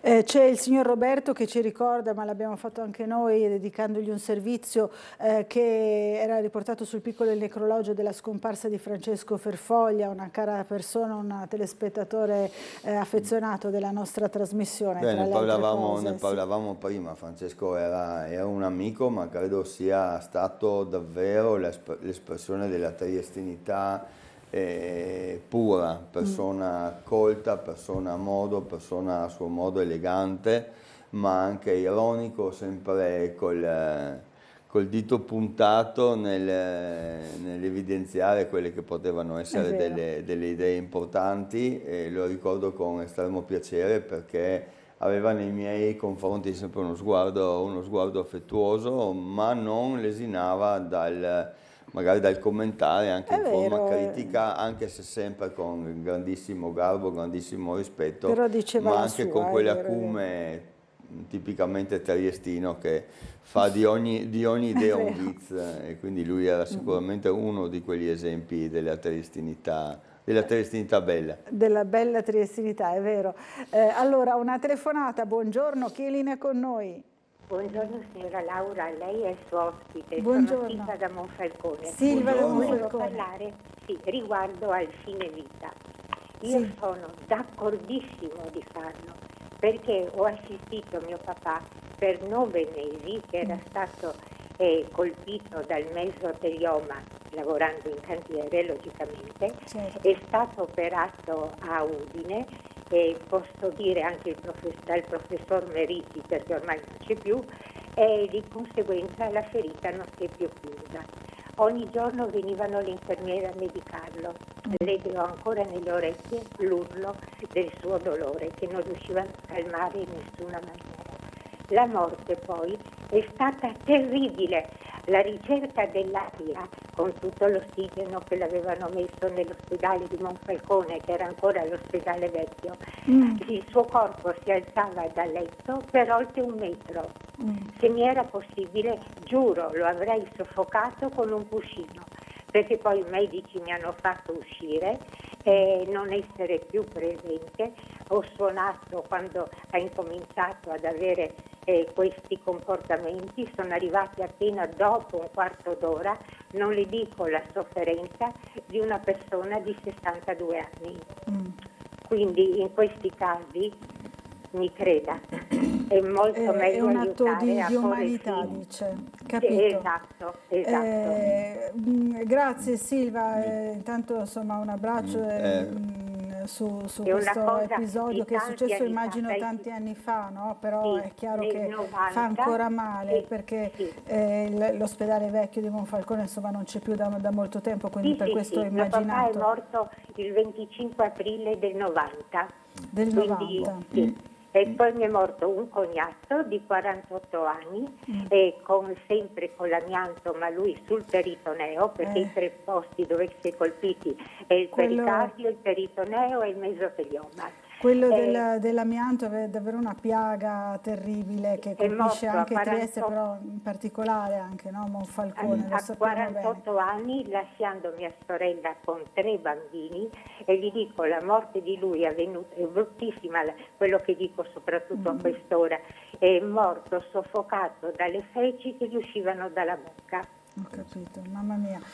Signora Silva, intanto un abbraccio, grazie di averci portato comunque la sua testimonianza, e anche questa è un'altra voce, anche a testimonianza di quello che stava dicendo prima Io sono il nostro ospite. A favore, perché mi creda che se mi era possibile soffocavo il mio papà. Glielo giuro. Grazie Silva. Mi consenta davvero parole un molto abbraccio, forti, perché di fronte a queste testimonianze c'è veramente poco da dire. Persone così giovani, perché 62 anni e 48 anni e sono ancora nel pieno della vita, e con queste sofferenze vanno assolutamente rispettate, ma ci pongono un senso di responsabilità nel promuovere quelle cure palliative e quella terapia del dolore che in questo momento posso dire che stanno assolutamente funzionando e che vanno incontro proprio a se non a risolvere, ma a mettere chiaramente una forma di sollievo su queste storie. Queste sono storie che sicuramente aprono al dibattito. Sono storie, diceva la signora, del 1990, quindi sono passati 34 anni, nel frattempo la medicina ha fatto passi da gigante su questo tema, ma queste sono storie che ci devono responsabilizzare a far sì che queste situazioni non si ripetano, proprio nell'ordine della promozione di tutta una serie di cure che vanno a intercettare queste forme acute evidentemente di patologia e che vanno assolutamente messe in condizione di non essere così in maniera sofferente per la persona che le subisce, e questa è la testimonianza, e per tutta la sua famiglia. Chiaro, È un abbraccio infatti, davvero, come dire, accolgo con grandissimo rispetto la sua testimonianza, che va presa assolutamente con il dovuto rispetto. Anche perché è proprio l'esempio di quello che dicevamo prima, no? Che riguarda ovviamente il vissuto personale, le convinzioni assolutamente, personali. ed ogni espressione merita l'attenzione che abbiamo dedicato in questo momento. Assolutamente. Allora, un'altra telefonata. Buongiorno, chi è in linea con noi? Francesca, buongiorno. Francesca. Grazie a lei e al suo ospite. Buongiorno. Allora, volevo solo dire una cosa, che mio padre, muratore, è morto per asbesto e silicio, si parla quelli del cantiere, ma dei muratori mi sembra che non si è parlato. E lui in 6 mesi era dimagrito 30 kg, però diciamo, quando era ricoverato pochi giorni gli facevano molti antidolorifici, quindi diciamo che è stato aiutato in questo senso, però è una sofferenza per lui e per noi, no? Comunque è morto all'età di 87 anni, però a Catinara lo hanno aiutato, sì, con antidolorifici, e quindi in un certo senso siamo anche grati. E quando è stata fatta l'autopsia, dopo mi hanno chiamato e quindi va bene. Grazie anche per la sua testimonianza, Francesca. Sì, solo un'altra cosa. Sì, insieme abbiamo poi scoperto anche tanti colleghi di mio papà. E quindi però purtroppo, dice lei, la sua figura professionale non è riconosciuta tra quelle per l'esposizione l'hanno all'amianto. riconosciuta, però a San Giovanni ho parlato con una dottoressa allora sì. del lavoro, non mi ricordo che fosse Gobbato, perché sono passati 15 anni. Comunque dopo è stata riconosciuta. Vi ringrazio dell'ospitalità e buongiorno e buon lavoro. Grazie, Buongiorno, grazie anche a lei Francesca, buona giornata. come era giusto, insomma, bene, che fosse due testimonianze casualmente, anche se io non credo al caso, diametralmente opposte, ma credo che oggi nel 2024 ci siano le condizioni proprio per dare dignità anche al malato all'ultimo stadio della sua patologia. All'ultimo periodo. Allora ci scrive invece Claudio Visintin, buona giornata, dottoressa Laura, l'amico consigliere regionale che tanto bene ha operato in questa inizio legislatura in Consiglio regionale. Sono Claudio Visintin, mi ha colpito la frase che quando una persona è colpita dalla malattia tutte le persone in famiglia stanno male. Al consigliere chiedo cosa ne pensa della paventata esternalizzazione dell'eccellente centro prelievi dell'ospedale Maggiore. Lei ha tanta umanità, dice Claudio, e traspare da ogni sua parola. La vita è il bene primario di ogni persona. Sono orgoglioso della sua candidatura, anche frutto del lavoro decennale in comune. Buon lavoro, insomma, è sempre carino il nostro Claudio, no? È sensibile. Ma io credo che allo stato attuale una forte alleanza tra pubblico e privato deve essere in qualche maniera messa in campo, perché quello che per noi è importante è che le persone, i cittadini abbiano il servizio. È compito certamente della politica, ma anche della struttura sanitaria, mettere in campo tutte le operazioni e tutte le possibilità che oggi da un punto di vista amministrativo e da un punto di vista logistico vengono promosse dal territorio, che sia pubblico o che sia pubblico convenzionato. L'importante per me è garantire un certo tipo di servizio. Oggi sicuramente abbiamo dei problemi. Ieri è stata promossa una conferenza stampa che indica come 107 milioni di euro siano stati messi in campo dalla Regione proprio per implementare il personale delle aziende sanitarie, quindi delle realtà ospedaliere del nostro territorio regionale, quindi a far sì che venga implementato tutto un organico che in questo momento è in difficoltà, ma ritengo che l'operazione di alleanza tra pubblico e privato convenzionato siano in questo momento una delle strade per garantire un processo che vada nel servizio delle persone a garantire in sostanza che il servizio venga dato. Venga fornito, insomma, ovviamente a chi ne ha bisogno. Allora, un'altra telefonata subito. Pronto? Buongiorno. Buongiorno. Buongiorno Buccarella, buongiorno il signore. Buongiorno. Buccarella, anche questo mi tocca nella vita. Anche lei. Anche signora questo, Luisa. lei la sa tutto, l'ascolti. Prego, signora Luisa. Ecco che dico questo, devo, perché guardo ogni mattina, mi si stringe il cuore, mi devo dirle i problemi, perché ho 80 anni che sapete tutti quel che si passa nella vita, tutti che passano, però mi dico passate troppe, anche se non sembra, un che mi vedi dici guardi la sta qua, e vedi la guardi.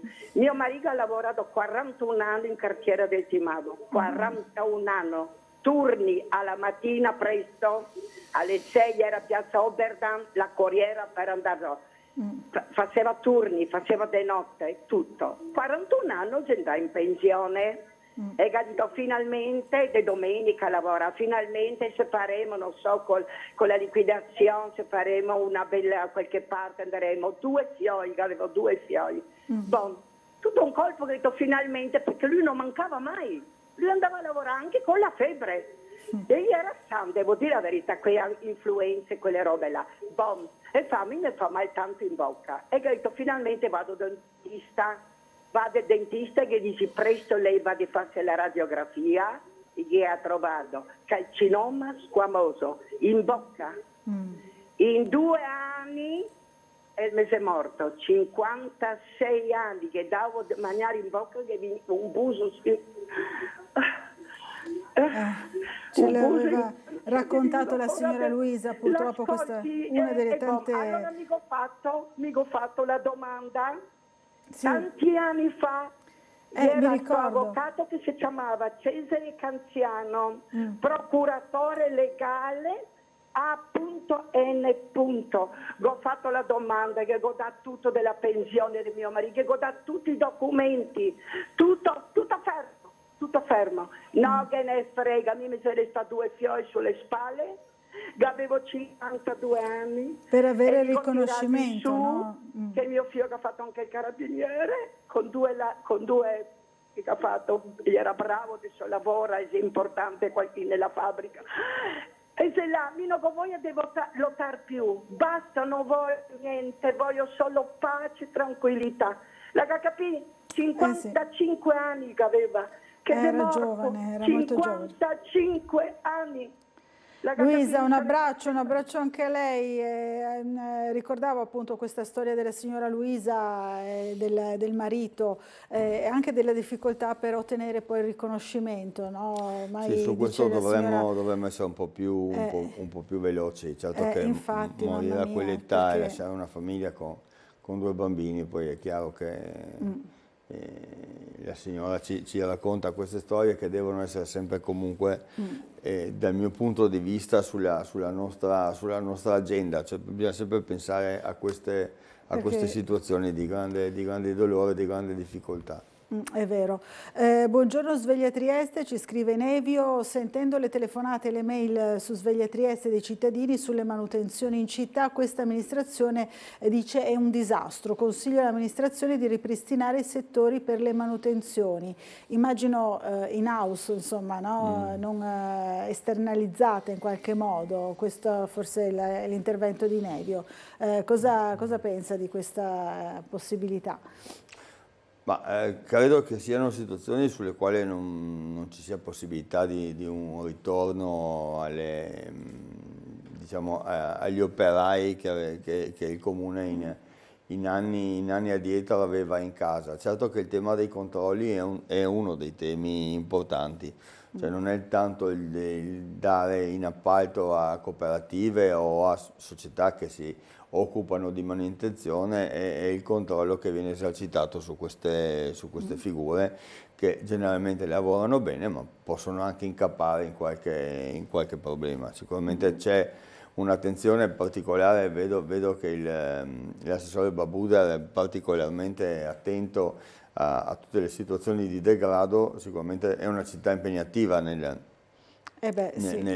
percorso della manutenzione, ma mi sembra che ci sia anche un buon ritmo di lavoro. Sicuramente il tema dei lavoratori in house, come il tema dei lavoratori di cooperativa o comunque di società che vincono gli appalti, è un tema che va nella direzione dei controlli.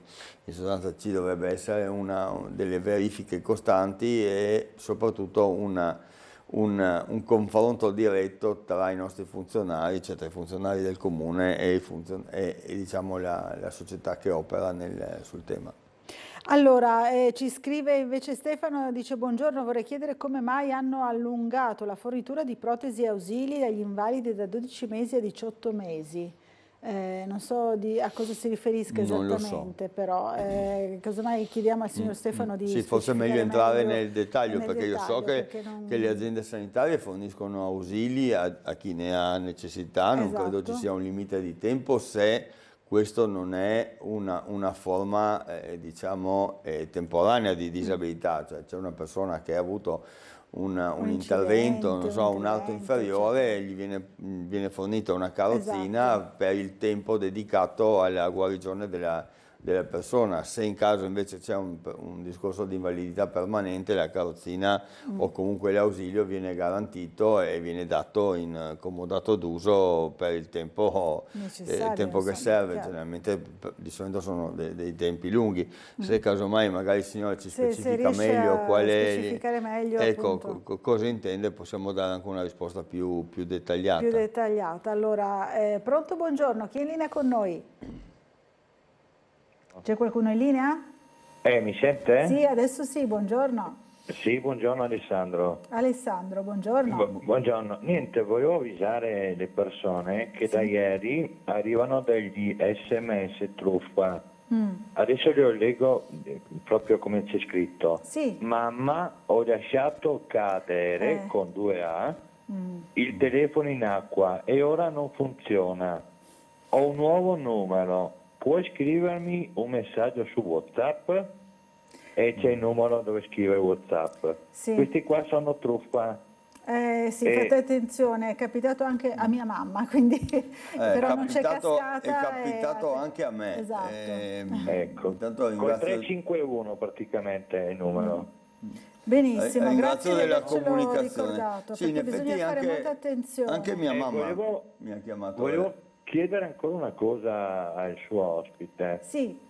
Volevo chiedergli se praticamente ritorneranno ancora, ma penso che ormai no, i famosi buoni spesa che davano.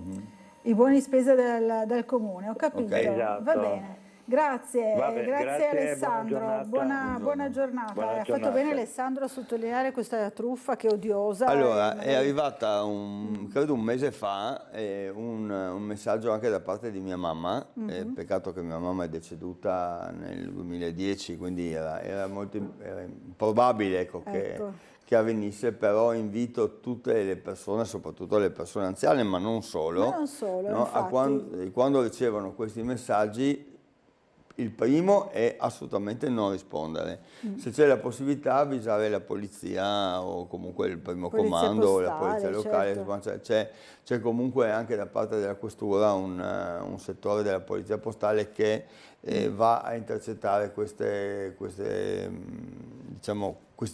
mittenti in sostanza che mandano questi messaggi, arrivano anche via mail, non soltanto via messaggio. Rischiosi, ecco, sono anche rischiosi quando riguardano dati sensibili oppure dati sì, della perché banca, chiedono esatto. anche dati importanti e c'è il rischio anche di vedere svuotato il conto. Quindi nel momento in cui arrivano questi messaggi leggermente sospetti, magari chiamare un parente, un amico, un vicino di casa e se c'è la possibilità avvisare la polizia postale. Esatto. Sul discorso dei buoni sì. spesa, allora, i buoni spesa sono stati uno strumento molto importante che è stato messo in campo dal governo nazionale durante il periodo in cui il Covid ci ha imposto tutta una serie di limitazioni, tra le quali anche la chiusura dei negozi, e andava a intercettare quella fascia di popolazione che generalmente non era seguita dai servizi sociali, ma che in quel momento si ritrovava senza copertura finanziaria. Pensiamo a una famiglia di 2 persone che lavorano nello stesso punto vendita, lo stesso punto vendita viene chiuso per motivi chiaramente di Covid, come è stato esercitato in quel periodo, e le persone si trovavano momentaneamente senza nessuna fonte di reddito. È stato uno strumento importante che nella nostra città ha dato degli esiti veramente utili a una certa fascia di cittadinanza. Tra l'altro avevamo messo in campo anche un sistema di accesso allo strumento soltanto anche via telematica, quindi attraverso i computer, proprio perché si limitava l'accesso agli uffici dei servizi sociali, ma anche si faceva in modo che più persone possibili potessero accedere a questo servizio. Perché dico questo? Perché recarsi in via Mazzini non è così scontato come può sembrare, cioè dimostrare effettivamente la propria necessità facendo la fila in via Mazzini per qualcuno poteva essere anche motivo di vergogna, dobbiamo dircelo molto chiaramente, e quindi si rischiava magari di non potergli dare questo tipo di strumento, mettendo in campo quindi sia il servizio allo sportello ma anche il servizio telematico. Abbiamo potuto coprire tutta una fascia di cittadinanza che ha potuto usufruire di questo strumento.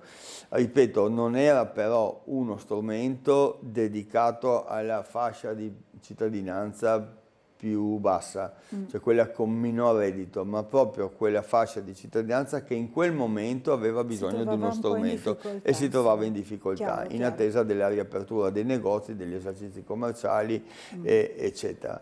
E chiaramente non essendoci più quel tipo di necessità, il governo non li ha messi più in campo. E laddove però ci sia una necessità da parte delle persone che abbiano bisogno di un contributo o comunque di un sostegno da parte del comune, io credo che rivolgersi comunque in via Mazzini telefonando, c'è un numero dedicato a cui possono rispondere, possiamo anche darlo. Ma magari lo diamo dopo la pubblicità, perché mi dicono che c'è la pausa che incombe, allora lo daremo subito dopo una breve pausa pubblicitaria. Perfetto, ottimo.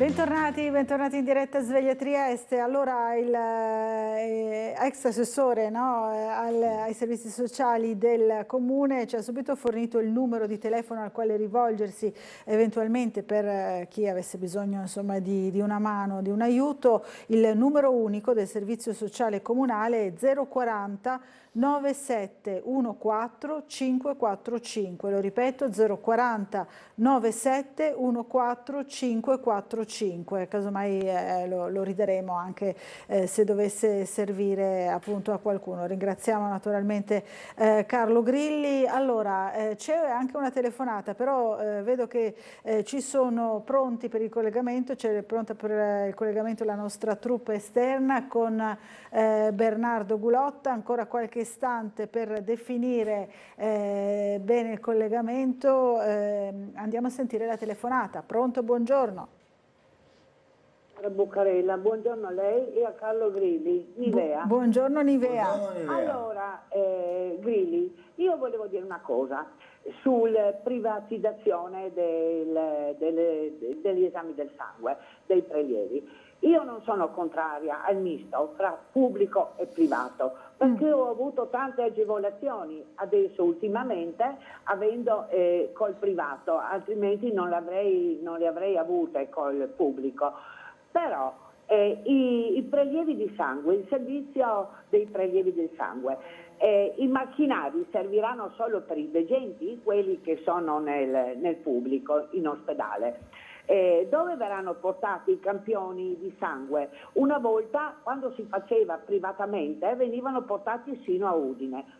Ci sono pazienti che prendono anticoagulanti che devono fare i prelievi spesso, anche una volta alla settimana, a seconda di come viene il risultato. E non esistono solo le glicemie, ci sono dei prelievi molto importanti, degli esami importanti, che i reagenti sono delle piccole boccettine che vengono adoperati e vengono fatti tutti in un di seguito, perché sennò hanno una scadenza, perciò si aspettano più prelievi per fare questi esami. Volevo anche dire una cosa, ci sono anziani che non so, si prenderanno l'appuntamento con l'app, come succede adesso con tantissime cose.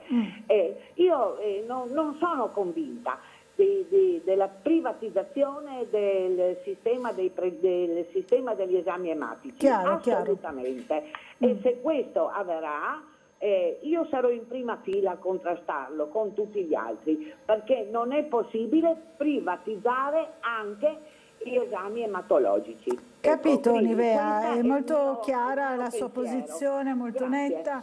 Grazie Nivea. Molto grossi e macchinari molto complicati. Non so dove verranno portati gli esami. Grazie. Capito, Nivea, insomma molto decisa Nivea su questa battaglia che poi la accomuna anche a Claudio Visentini. Mi chiedo se l'obiettivo che pone la signora Nivea è capire il tragitto di questi esami o avere la risposta in tempo. Cioè, io credo che ognuno deve fare il proprio mestiere. Io non mi permetto di andare a sindacare come opera un personale sanitario. Io, come parte politica, ho la responsabilità, attraverso gli organi competenti, quindi la Giunta e il Presidente della Regione, di mettere in condizione tutte le professionalità di operare al meglio. Onestamente, nel momento in cui io vado a fare un esame del sangue non posso pensare di preoccuparmi che tragitto farà la boccettina con il mio sangue. Devo preoccuparmi di avere una risposta in tempo e di avere una risposta che sia congrua a quelle che sono le mie aspettative, per poi promuovere tutto un percorso di salute riguardo alle mie necessità. Allora, credo che andare a sindacare i vari percorsi che la boccettina fa durante il suo periodo di vita in provetta sia una cosa che non compete al cittadino. Chiaro. Credo che compete al cittadino avere una risposta adeguata rispetto alle sue necessità. Io credo che è importante che la politica lasci che gli operatori, i professionisti facciano il loro lavoro al meglio. Chiedo scusa a Bernardo, è stato sotto la pioggia. Esatto, Bernardo però si è riparato sotto i volti del comune, del municipio. Allora ecco qua Bernardo Gulotta in collegamento con noi, con due ospiti particolari, due ciclisti. Allora a te la linea, buongiorno Bernardo. Sì. Buongiorno Laura, buongiorno a tutti i telespettatori, buongiorno al consigliere Grilli in studio. Sì, ci siamo riparati dalla pioggia sotto il porticato di Piazza Unità, proprio sotto il municipio, perché Oggi il meteo non è molto clemente, piove abbastanza copiosamente, ma la pioggia non ferma l'avventura, l'impresa di Monica, che intanto saluto e ringrazio, buongiorno. Buongiorno, grazie mille. Monica ha cominciato e compierà il giro del mondo in bici. E quindi non è un'impresa diciamo di tutti i giorni, ci piace oggi raccontarla anche grazie all'interessamento del consigliere Lo Bianco che sentiremo tra poco. Intanto Monica, giro del mondo in bici attraversando quanti paesi? 25. 25 paesi, il punto di partenza era vicino al lago di Garda se non sbaglio, che itinerario seguirà? Allora sono arrivata qua a Trieste ieri e poi proseguo lungo i Balcani, quindi lungo la costa fino ad arrivare in Grecia, traghettare in Turchia, passare Georgia, Azerbaijan se riesco a entrare, se no comunque Kazakistan, da lì tutta la parte dell'Istan, quindi Uzbekistan, Tagikistan, Kirghizistan, volerò in Mongolia, farò un giro della Mongolia, un pezzettino di Cina e volerò a Vancouver, scenderò per la parte americana lungo il Pacifico fino a San Diego, da lì volo in Ecuador, scenderò lungo le Ande fino al deserto d'Atacama, dove poi mi ributterò sul Pacifico fino a Ushuaia e poi tornerò in Europa, quindi Madrid, Portogallo e rientro dalla costa. Ecco, sono tutte tappe inedite immagino per te, però questo non vuol dire che non sei preparata grazie anche al coinvolgimento di altre associazioni, altre realtà che sono un po' il tuo punto d'appoggio, possiamo dire così? Sì, esatto, lungo il mondo diciamo, ho contattato delle associazioni dove mi fermerò a fare volontariato e lo scopo di questo progetto è raccontare il bello del mondo, quindi dov'è che si può raccontare meglio se non in questi posti, quindi in Albania ci saranno i primi punti e poi in tutta la parte del Sud America ce ne saranno molti altri, quindi ho degli appoggi insomma dove poter insomma avere delle tappe, insomma, dei posti sicuri. Durata dell'intero itinerario? 2 anni. Okay. 2 anni intensi quindi? Sì, sì, esatto. A livello proprio di gestione del viaggio, è tutto qui fondamentalmente, giusto? Sì, è tutto qua. Come ti sei preparata? Allora ho la parte diciamo davanti con tutta la sacca del dormire, quindi c'è tenda, materassino, sacco a pelo, sacco lenzuolo, cuscino, le borse piccoline davanti dove ci sono il kit primo soccorso e le cose d'acqua, infatti oggi sono mezze vuote che le ho tutte addosso. Dietro ci sono la sacca del cibo, i paletti della tenda e poi un po' di vestire e un po' di elettronica. Basta. Okay. Quindi diciamo che in tutto il viaggio il tuo pernottamento sarà un misto fra strutture che hai già contattato e che ti possono accogliere e diciamo anche angoli del mondo inesplorati fondamentalmente. Sì, esatto, sì, mi fermerò o in tenda o magari chiederò ospitalità oppure anche qualche ostello, insomma qualche volta, quindi sì. Come ti sei preparata per questo viaggio? Cioè non è che uno prende dall'oggi al domani si fa il giro del mondo in bici, quindi immagino che tu sia già una ciclista esperta e che però anche per affrontare paesaggi di diverso tipo hai studiato un po' il percorso, hai studiato la mappa, forse hai già visto qualcosa anche. Sì, allora la preparazione vera e propria è iniziata 1 anno e mezzo fa e è iniziato mettendo giù l'itinerario, quindi capendo dove voglio passare e poi soprattutto chiedendo ad altri cicloturisti che hanno già fatto dei pezzi e poi da quello ho iniziato a studiare un po' le culture e le tradizioni e a informarmi il più possibile sui paesi. E le lingue? Allora un po' di inglese lo so, un po' di tedesco lo so, ma ho un piccolo cartellino con dei segni e poi andrò un po' a gesti a farmi capire. A gesti come fanno gli italiani, a me piace tantissimo questa cosa. Farai tutto sola? Allora, in parte, tipo in questi giorni sono nel pezzo italiano, ci sono degli amici che mi hanno seguito e in alcuni pezzi mi raggiungeranno degli altri amici, quindi sì, parto da solo ma poi non lo so perché comunque anche lungo la strada trovi sempre qualcuno che fa un pezzo, magari che fa lo stesso pezzo condiviso, un pezzettino, ecco, quindi magari come Forrest Gump, cominci ad andare poi c'è tutta la colonna dietro di persone che ti seguono. Primo tratto lo farei con il signore che vedo alle tue spalle, giusto? Allora, coinvolgiamo anche lui, mi sposto un attimo. Buongiorno, come va? Buongiorno, tutto bene? Mi sono preparato per questa giornata di pioggia con l'incredibile Monica che è stata una mia collega, ci siamo conosciuti in ufficio e da quando mi ha parlato di questo viaggio sono stato semplicemente stupefatto perché è una cosa incredibile che veramente poche persone al mondo sono state capaci di fare e per questo ha tutto il mio rispetto e il mio incoraggiamento. Oggi la seguirò fino al confine croato e dopo ci saluteremo per il suo viaggio. La bici è una bici, diciamo, tradizionale oppure c'ha componenti elettriche assistite? No, è completamente muscolare. Alla vecchia. Esatto, è una bici in acciaio fatta su misura, e è una Bressan, è un produttore abbastanza conosciuto nel mondo del cicloturismo. È in acciaio perché se si dovesse rompere la saldano un po' ovunque in tutto il mondo. È bella pesante, pesa 17 kg solo la bici, però è molto resistente, insomma affidabile. Ogni riparazione sei in grado tu di poterla fare, diciamo le cose più immediate. Sì, le cose, diciamo, per togliermi dalla situazione di emergenza, sì. Poi ovvio che se ci sono cose più tecniche, tipo ingrassaggio, movimenti centrali, cose del genere, allora mi fermerò in alcuni punti e farò assistenza in qualche negozio, insomma.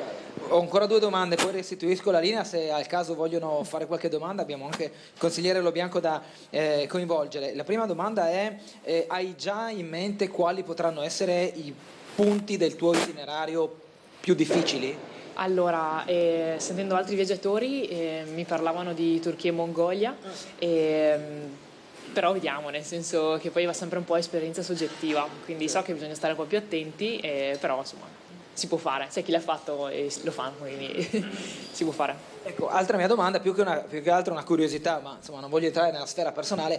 2 anni di viaggio vuol dire comunque essersi preparato anche col lavoro, con eventuali familiari, cioè, come dire, non è che si prende ferie un mese, si va a fare il giro degli Stati Uniti come viaggio di nozze e si torna, è tutto normale. 2 anni vuol dire anche mettere da parte affetti, mettere da parte soldi, quindi c'è una preparazione non indifferente e anche la possibilità di poterlo fare. Sì, allora viaggiare in bici è un viaggio economico, io lo dico sempre, ad esempio io per questo viaggio ho un budget di 10 euro al giorno, e ovviamente una media tra paesi molto dove la vista costa di più, costa di meno, e quindi non vengono fuori cifre enormi, semplicemente si può accantonare avendo questo sogno da più di 10 anni e poi si può partire, ecco. Quindi è fattibile. Fattibile. Secondo Monica, Laura, andiamo, anzi venga qui consigliere Lobianco, perché così non spostiamo i colleghi. Lei invece ha fatto il giro del rione, se non sbaglio. Sì, diciamo no, un rione molto allargato, ecco, perché anch'io sono appassionato, ovviamente questi sono livelli stellari, ecco, assolutamente. Sono veramente, quando ho saputo di questo progetto, perché ovviamente questo è un progetto, ecco, perché non è che uno appunto parte la mattina, andiamo, ho abbracciato immediatamente proprio a livello locale, ideale, il tema. Io ho fatto l'esperienza più lunga che io ho fatto è stato partire da casa, arrivare a Cortina d'Ampezzo, anzi passo Falzarico, perché poi appena arrivato a Cortina avevo altri 5 km per arrivare a Pozzuoli, stare lì 2 giorni e poi ritornarmene in bici a Trieste. Quindi ovviamente questa è una cosa infinitamente piccola, una briciolina a confronto al viaggio straordinario che farà Monica, che peraltro vuole essere anche un esempio per noi tutti, per comprendere che ci si può anche spostare con le 2 ruote, con la bicicletta in modo molto dolce, in modo anche contemplativo, insomma, perché poi questo sarà un viaggio anche dell'anima, insomma, no? Che ti porta a approfondire un po' chi si è, ecco, e a vincere tante altre avventure e sfide. Ecco, ho il piacere di salutare poi chi è in studio, la Laura Bucarella, l'amico Carlo e ovviamente tutti i telespettatori. Questo è un grande esempio e auguriamo veramente le più belle e grandi cose a Monica e ci rivediamo tra 2 anni, insomma. Ecco. Grazie consigliere. Ci sono i margini per entrare anche nel Guinness World Record? No? No, assolutamente no, non è proprio per niente un obiettivo, quindi no, poi il record è tipo 5 mesi qualcosa, quindi no, è impossibile. Cioè, se la prende un po' più comodo, dai. L'obiettivo di questo viaggio. Quindi... Un meteo come quello di oggi è un grande ostacolo? Sì, però dovrebbe smettere fra un po', cioè rallentare un po', quindi ci si abitua, insomma, ci si adatta un po' alle condizioni e si fa. Complimenti. Bianco, grazie, che li accompagna almeno fino grazie a Monica. Laura, allora, se avete domande da studio, no, guarda, qua. solo Carlo Grilli voleva dire qualcosa alla collega di Consiglio regionale Michele Lobianco, di accompagnarli almeno fino a dove? Michele, mettiti la tuta e accompagnali almeno fino a Muggia, dall'esempio. Almeno fino a Muggia, dice. Il consigliere Grilli in studio dice a Lobianco di mettersi la tuta e di accompagnarla almeno fino a Muggia. Beh, sarebbe stata una bella cosa, ma se gli impegni oggi del Consiglio regionale non mi portavano via da questa non glielo esperienza, potevo anche raccolgo questa sfida in un'altra occasione. Allora, possiamo dire che fra 2 anni la andrà a prendere a Muggia. Andrò a prenderla laddove o da Muggia, peraltro oggi lei farà un confine molto più alto e quindi è un confine un po' più ardito che conosco, insomma. Va bene? Grazie Laura, grazie al consigliere grazie. Grilli, noi ci risentiremo dopo. A tutti Grazie voi per questo bel in collegamento, in bocca al lupo naturalmente a Monica per questo giro del mondo in bicicletta. No? Buon viaggio. Buon viaggio, davvero. Assolutamente. Un buon esempio per dimostrare che qualsiasi persona, se si mette in testa una cosa, infatti raggiunge livelli impensabili. E può raggiungere i suoi obiettivi e i propri desideri, insomma, in qualche modo. Allora, ringraziamo davvero Bernardo Gulotta per questo bel collegamento. Ci sono ancora alcune mail che volevo leggere. Allora, ci scrive il signor Gianni, che è un amico, un altro dei tanti amici di Tele4, dice grazie al consigliere Grilli e auguri per il suo nuovo impegno di consigliere della regione, porti la sua sensibilità, la sua umanità dentro il palazzo, dice con dispiacere apprendo la dipartita del signor Ferfoglia, anche se indirettamente abbiamo colloquiato su tanti temi della nostra Trieste, alla famiglia sentite condoglianze, insomma gliele abbiamo fatte anche noi e condividiamo questo messaggio. Colgo l'occasione purtroppo del tema delle dipartite per lanciare un messaggio di affetto alla famiglia di Cernoia, che Gianni Cernoia, sì. Gianni è stato un amico, un elemento prezioso all'interno del comune, persona a modo, persona gentile, e mi è piaciuto davvero come lo hanno definito, perché era proprio il ritratto suo. Quando arrivava lui solo la sua presenza ti dava serenità, e sabato lo andremo a salutare chiaramente tutti quanti in chiesa nel giorno del suo funerale, ma io non sabato mattina in via Benussi, conosco la sua famiglia, ma colgo l'occasione per davvero mandare un messaggio, un abbraccio a loro. Ci uniamo anche noi naturalmente a questo saluto, a questo abbraccio. C'è Daniela che ci scrive anche sempre sul tema della sanità.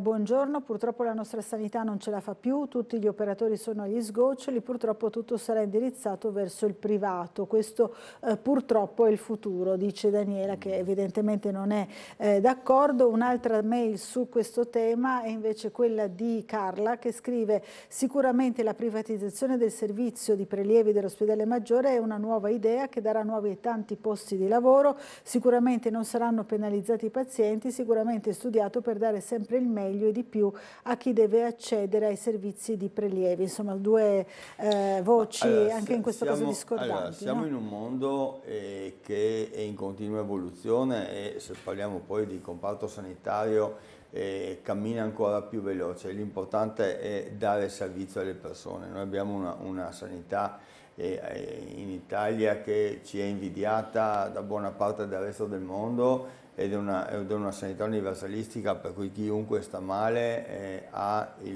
la possibilità di ricevere le proprie cure. Certo, il sistema va chiaramente implementato, va esercitato tutte quelle che sono le possibilità di miglioramento di un servizio che comunque, ripeto, lanciamo il messaggio, è un servizio che funziona, che dà garanzie di qualità, e io mi sento di sostenere tutti gli operatori che ogni giorno mettono in campo la propria professionalità e la propria dedizione per far fronte al loro lavoro. A noi, ripeto, alla parte politica la responsabilità di metterli in condizione di poterli far lavorare, ma chiaramente in un momento in cui il comparto pubblico è molto lento e invece il comparto privato è molto veloce, io credo che l'alleanza che viene fatta in questa regione tra pubblico e privato convenzionato, lo ribadisco, è un elemento essenziale per garantire che ogni cittadino abbia la risposta in tempo e qualitativamente adeguata a quelle che sono le sue necessità.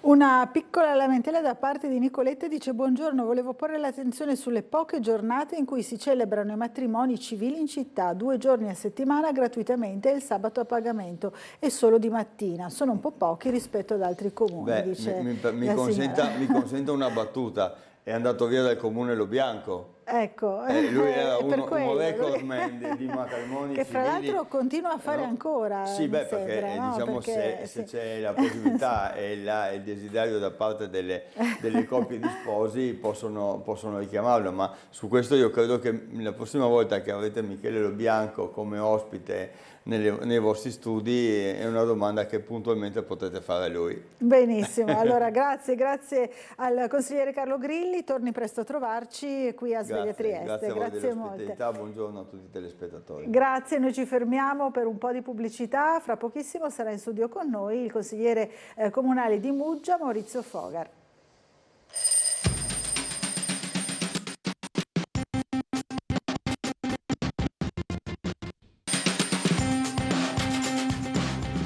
Allora, bentornati in diretta a Sveglia Trieste, diamo subito il buongiorno al consigliere comunale della lista Muggia a Muggia, Maurizio Fogar. Buongiorno a lei e a chi ci sta seguendo. Allora, in questi giorni i giornali, anche noi come televisione, ci stiamo occupando della questione della commissione trasparenza a Muggia. Ci racconti un pochino, poi abbiamo visto anche la risposta ieri sera del sindaco Polidori, che è riportata anche oggi dal Piccolo. Il giorno prima c'era il resoconto della vostra conferenza stampa come opposizioni, no?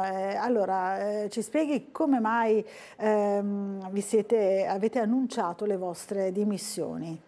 Allora, per la verità io le ho annunciate già per iscritto alla Regione fine ottobre dell'anno scorso, ma capisco che chi ha difficoltà con la lingua di Dante si inventi oggi sulla stampa che io annuncio le dimissioni non a 2 giorni ma a 8 giorni dalla scadenza. Ma fossero anche 8 ore non cambia la sostanza. Peccato che io le ho già annunciate per iscritto a Regione e Prefettura a fine ottobre. Ho atteso di formalizzarle con la convocazione perché la Regione ci ha messo la bellezza di quasi 4 mesi per rispondermi in nome dell'efficienza amministrativa e burocratica. Ho visto oggi sulla stampa locale qualcuno che abbaiava alla luna. Francamente non entro nelle miserie che vengono sollevate, perché ricordo che a chi purtroppo lo ignora a quasi 3 anni di distanza che io non percepisco alcun gettone di presenza, che tra l'altro nelle commissioni è di ben 31 euro, su un'indennità media che tutti i 20 consiglieri percepiscono, che è di circa 80 euro al mese, vorrei ricordarli a uno smemorato di Muggia, non di Collegno, come anche ha pubblicato la stampa più volte, che il giorno in cui sono stato chiamato perché eletto in comune a Muggia, ho indicato la devoluzione delle mie indennità, cospicue come lei ben vede, a favore di un'associazione onlus, per cui io non percepisco un centesimo di quei 31 euro o di quegli 80 euro in media al mese. La domanda che io mi faccio è perché un imprenditore, pare anche di successo, come il sindaco di Muggia Polidori, non imiti un suo più autorevole, anche se discutibile, collega, l'ex sindaco Riccardo Illi, devolvendo i suoi, li scandisco, 4.298 euro di indennità mensile come sindaco a una onlus che desidera, no? Che gli è più simpatica, che gli è più vicina. Ecco, questo signore che oggi sulla stampa mi diffama, non rispondendo nel merito delle considerazioni che abbiamo fatto, ma diffama la mia persona di presidente dimissionario della Commissione Trasparenza, e siccome io ho un rispetto delle istituzioni che evidentemente lui non sa nemmeno cos'è, ho convocato la Commissione con all'ordine del giorno le mie dimissioni, perché vanno formalizzate nella sede corretta. Ma capisco che parlare di correttezza in casa sindacale a Muggia è come parlare di corda in casa dell'impiccato. Allora, francamente, andare a rispondere a queste cose che lui rivolge per evitare di entrare nel merito, no? Perché si diffama l'avversario, questo è il sistema, e questa di oggi è una vera e propria diffamazione. Ne ho già presentato una di querele contro il segretario della Lega di Muggia e collega in consiglio comunale in procura. Stia tranquillo Polidori che non gli farò mancare questo riconoscimento in settimana presso la procura. Poi andrà a spiegarli ai magistrati se io faccio le riunioni per i gettoni che non percepisco da 3 anni o se invece quello che ha detto è una falsità. Il problema vero... Chiarito a questo punto, no? Il merito. No? Il merito vero è che lui si guarda bene dal affrontare e che intanto io non assolvo nessuno, perché nell'amministrazione precedente Marzi-Bussani la Commissione Trasparenza si riunì in 5 anni una sola volta. La prima per insediare l'amica, peraltro, Roberta Vlachos, allora consigliera comunale, espressione delle minoranze, perché per statuto, per legge dello Stato e per regolamento la Commissione Trasparenza deve essere presieduta da un esponente delle minoranze. Minoranze, certo. E la Roberta Vlachos, allora era all'opposizione della giunta Marzi-Bussani, fu eletta come presidente della Trasparenza. Il regolamento dice che poi ogni 12 mesi va rinnovato alla presidenza a rotazione fra i componenti sempre espressi dalle minoranze. Allora, nei 5 anni precedenti la Commissione Trasparenza si è riunita una sola volta per insediare la Vlachos e in 5 anni non si è mai riunita neanche per ottemperare all'obbligo regolamentare di sostituire il Presidente. Nominato Presidente io, ho cercato di far applicare quelli che sono le finalità della Commissione stessa, che in buona sostanza lo dice il nome trasparenza, che è quello di garantire ai cittadini una corretta informazione sugli atti amministrativi che il Comune assume.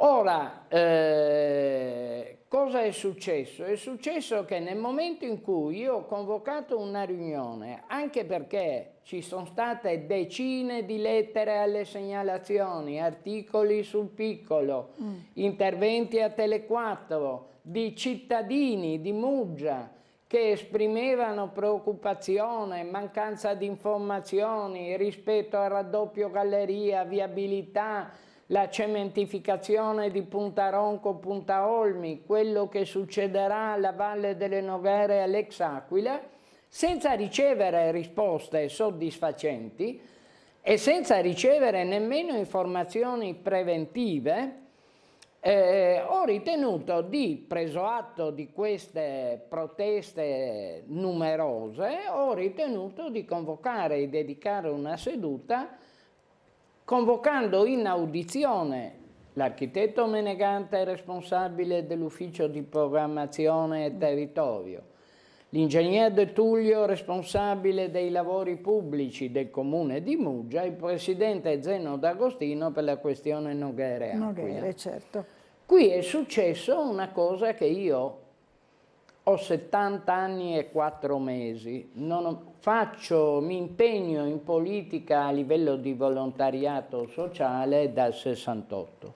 Non ho mai visto in tutti questi anni un sindaco che ordina ai direttori dei suoi uffici di non partecipare all'audizione, che quando si presenta alla commissione 6 su 10, per cui validamente insediata, gli nega l'accesso a qualunque sede del comune. Tutto questo perché? Perché gli sto antipatico io? No, semplicemente perché non voleva che la commissione agisse sulle sue finalità informando i cittadini. Molto semplice. Allora, ci torniamo sicuramente, ma sentiamo che cosa ha da dire il nostro telespettatore o telespettatrice al telefono. Pronto, buongiorno. Chi è in linea con noi? Buongiorno, sono Maria da Muggia. Maria da Muggia, buongiorno. Sì. Volevo dire al signor Foga, sì. Quando nomina l'ex sindaco Ili, che non ha percepito lo stipendio, neanche di piazza incassava. Di piazza ha reso conto di tutti i soldi che ha incassato e ha specificato cosa ha fatto. Mi spiace per lei, ma non nomini solo l'ex sindaco Ili. Va bene. Non è un dispiacere, è un ulteriore corroborare quello che dico, perché ricordo che Polidori è stato per 5 anni vice sindaco a Franco di Piazza, per cui, avendo un modello la stanza accanto, la domanda è perché non lo segue questo modello. Chiarissimo. Le sono grato anzi di questa ulteriore integrazione. Integrazione a quello che già diceva. Allora, dobbiamo fermarci per una piccola pausa pubblicitaria, ci rivediamo subito dopo, a fra pochissimo.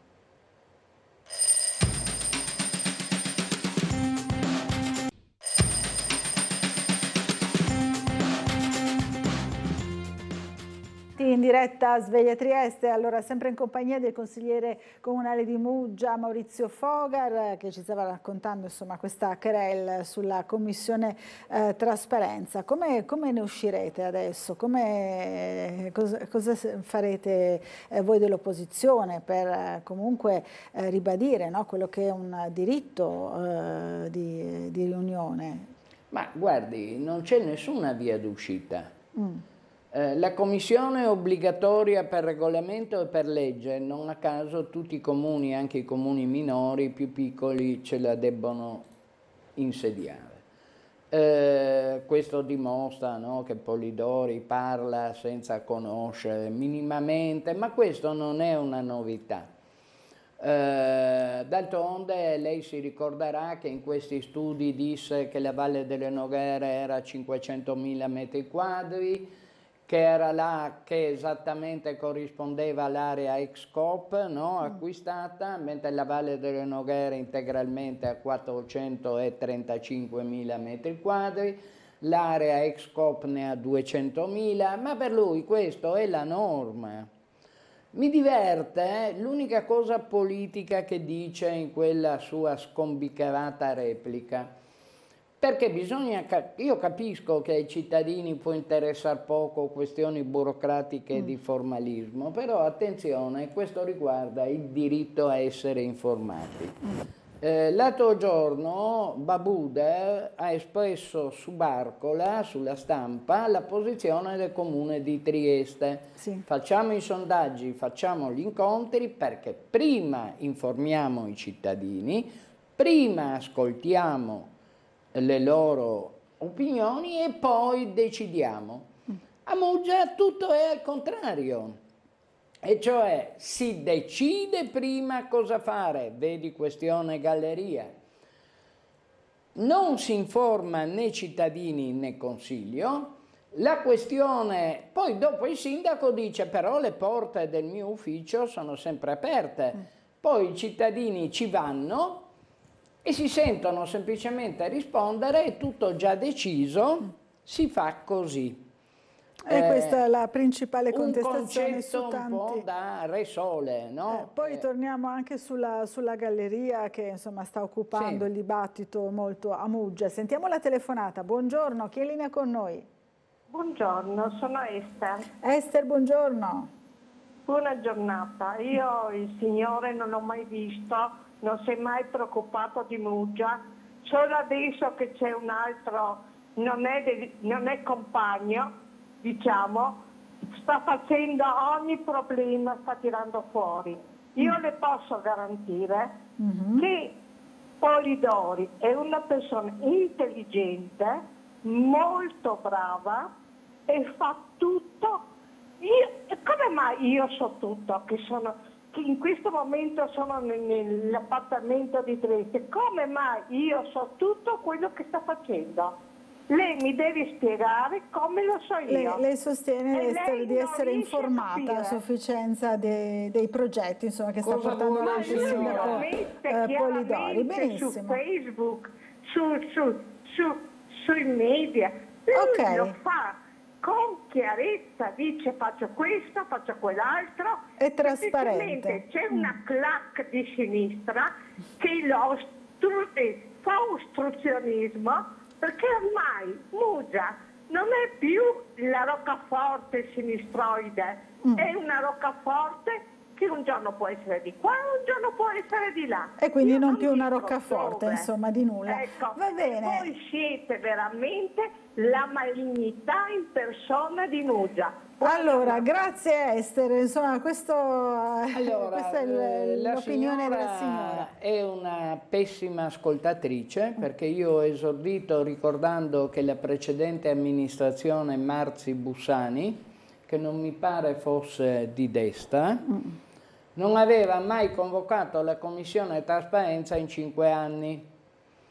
Ma vede, questa è la mentalità che fa sì che quando io presento una mozione in consiglio comunale, io ho presentato in questi 2 anni e mezzo, pur non vivendo a Muggia, come peraltro veniva mossa l'accusa a Polidori quando si candidò, dai stessi compagni o camerati della destra, che non era in realtà residente, anche se aveva casa, ma non partecipava alla vita del comune. Io non mi perito, mi fanno sorridere queste battute, queste accuse, per lui e per me.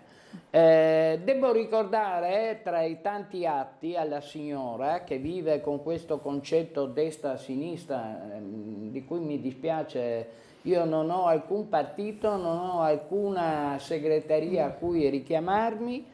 Sono stato eletto in una lista civica su un movimento che ha portato in piazza circa 800 persone a Muggia, più volte contro l'insediamento del laminatoio alle Noghere, dove vede erano tutti d'accordo, la destra e la sinistra, per avere il laminatoio. Hanno tutti sottoscritto l'accordo, il protocollo d'intesa in regione, signora. Ma le faccio un esempio. Io sono diabetico, sotto controllo perfetto. Annualmente il mio diabetologo Candido, che mi visita nel poliambulatorio di Muggia, secondo piano, mi fa fare tutti gli esami di controllo. Tra questi c'è anche la visita oculistica, perché una delle conseguenze più gravi del diabete è il rischio cecità per la retinopatia. Di conseguenza mi fa l'impegnativa, scendo al piano terra, al CUP di Muggia, ma se sarebbe stato Trieste sarebbe stato uguale. Mi sento dire dalla gentile operatrice: mi dispiace Fogar, ma per 18 mesi noi abbiamo le agende chiuse per le visite oculistiche. Dunque da giugno 18 mesi, giugno 2023, non possiamo neanche prendere appuntamenti. Lo sportello accanto c'era una signora che doveva avere dalla voce l'età di chi ha telefonato, la gentile Ester, la quale chiedeva una visita dermatologica. Lei è stata più fortunata di me, gliel'hanno fissata a 13 mesi, cioè nel luglio 2024. Assisto a questo fatto, presento immediatamente nel primo consiglio una mozione in cui chiedo venga convocata in audizione la direttrice dell'ex Terzo, oggi secondo distretto sanitario, di cui Muggia e San Dorligo fanno parte, perché questi sono problemi che l'azienda sanitaria territoriale deve affrontare e dare risposte, perché la salute dei cittadini di destra, di centro o di sinistra e signora il 61% che non è andata a votare alle ultime elezioni regionali nel comune di Muggia, ok? La salute è uguale per tutti e quando uno sta male non va al pronto soccorso a chiedere al medico che deve salvargli la vita per chi ha votato che tessera di partito in tasca. Va a chiedergli se è bravo e gli salva la vita, signora.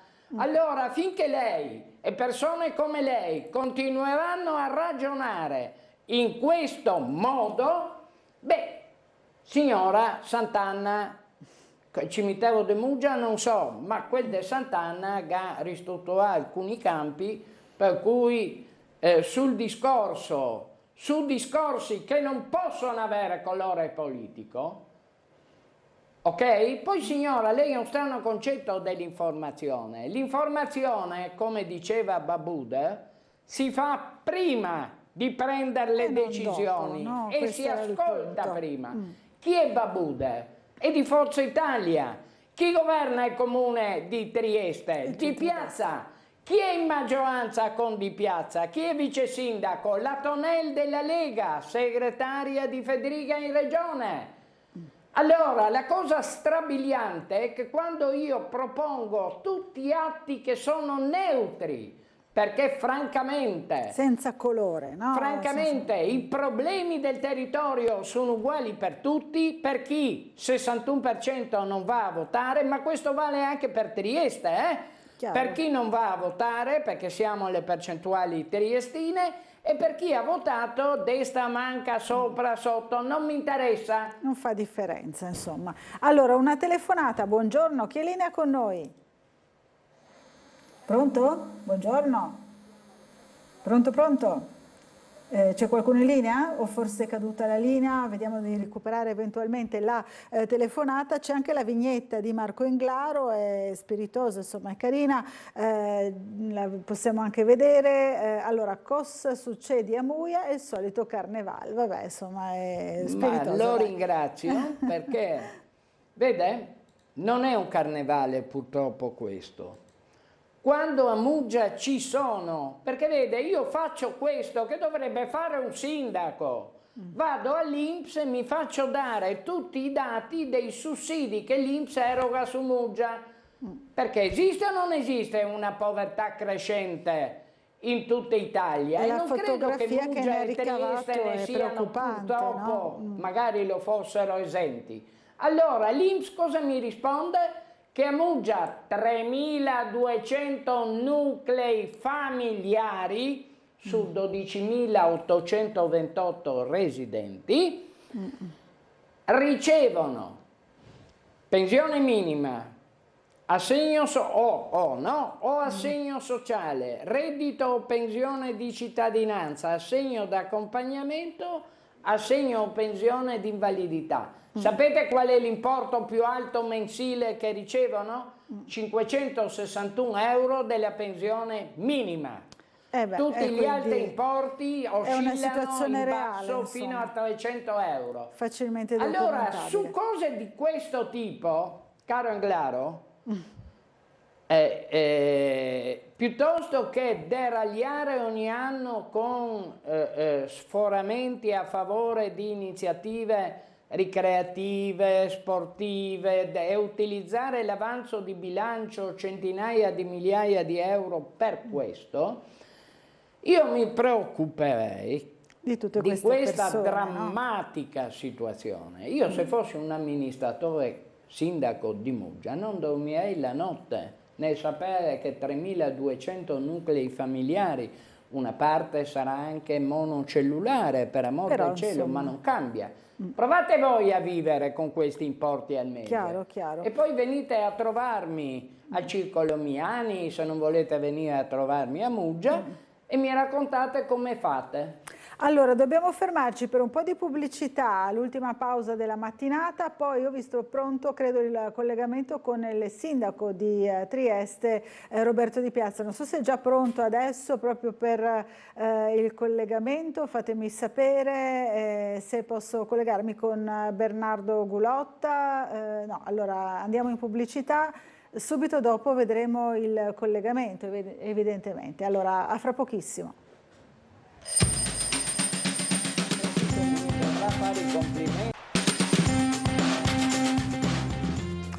Bentornati in diretta a Sveglia Trieste, allora sempre in compagnia di Maurizio Fogar e ora ci colleghiamo con il nostro Bernardo Gulot dallo studio del sindaco in municipio. Allora buongiorno a te nuovamente Bernardo e buongiorno anche al sindaco. Buongiorno Laura, buongiorno al consigliere Fogar, a tutti i telespettatori, buongiorno al sindaco di Piazza.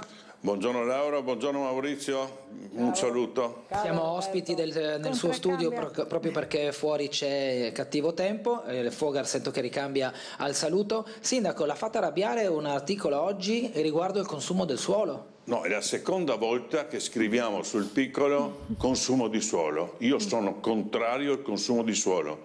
Sono 20 anni a Trieste, sono 4 mandati, fra poco saranno 20 anni. Non ho mai fatto un piano regolatore perché sono contrario. Dico, usiamo tutti i danni che abbiamo fatto in questi anni e mettiamo a posto tutto quello che abbiamo. Non facciamo altri danni, per cortesia. Ma nessuno lo scrive. Chi ha fatto i piani regolatori? Uno l'ha fatto prima che arrivassi io del 2001 all'amministrazione di sinistra precedente e l'ultimo l'ha fatto Cosolini dall'11 al 16 quando io sono andato via.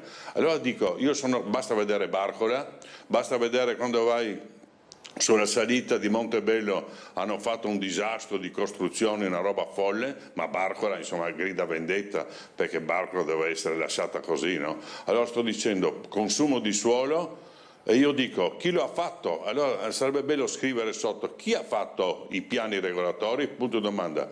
Io non l'ho fatto, cari concittadini, e non lo farò mai, perché ripeto, sono contrario al consumo di suolo, perché abbiamo già fatto abbastanza danni in questo mondo. Con questo si attirerà forse qualche fastidio da parte dei Novo Via? No, ma scusa un attimo, 3 piloni, no, un attimo, 3 piloni è un servizio, allora togliamo i treni, mi dici tu. No. Allora, provocavo, sì. Grazie della provocazione, ma io non vado a costruire delle cose, quando si costruiscono in maniera indegna. Tu pensa che l'ex via dell'Istria, dove abbiamo il supermercato del Spar, eccetera, l'ex Maddalena volevano costruire 400 appartamenti nel piano regolatore, 400 appartamenti lì, per fortuna che sono falliti, che è andata così.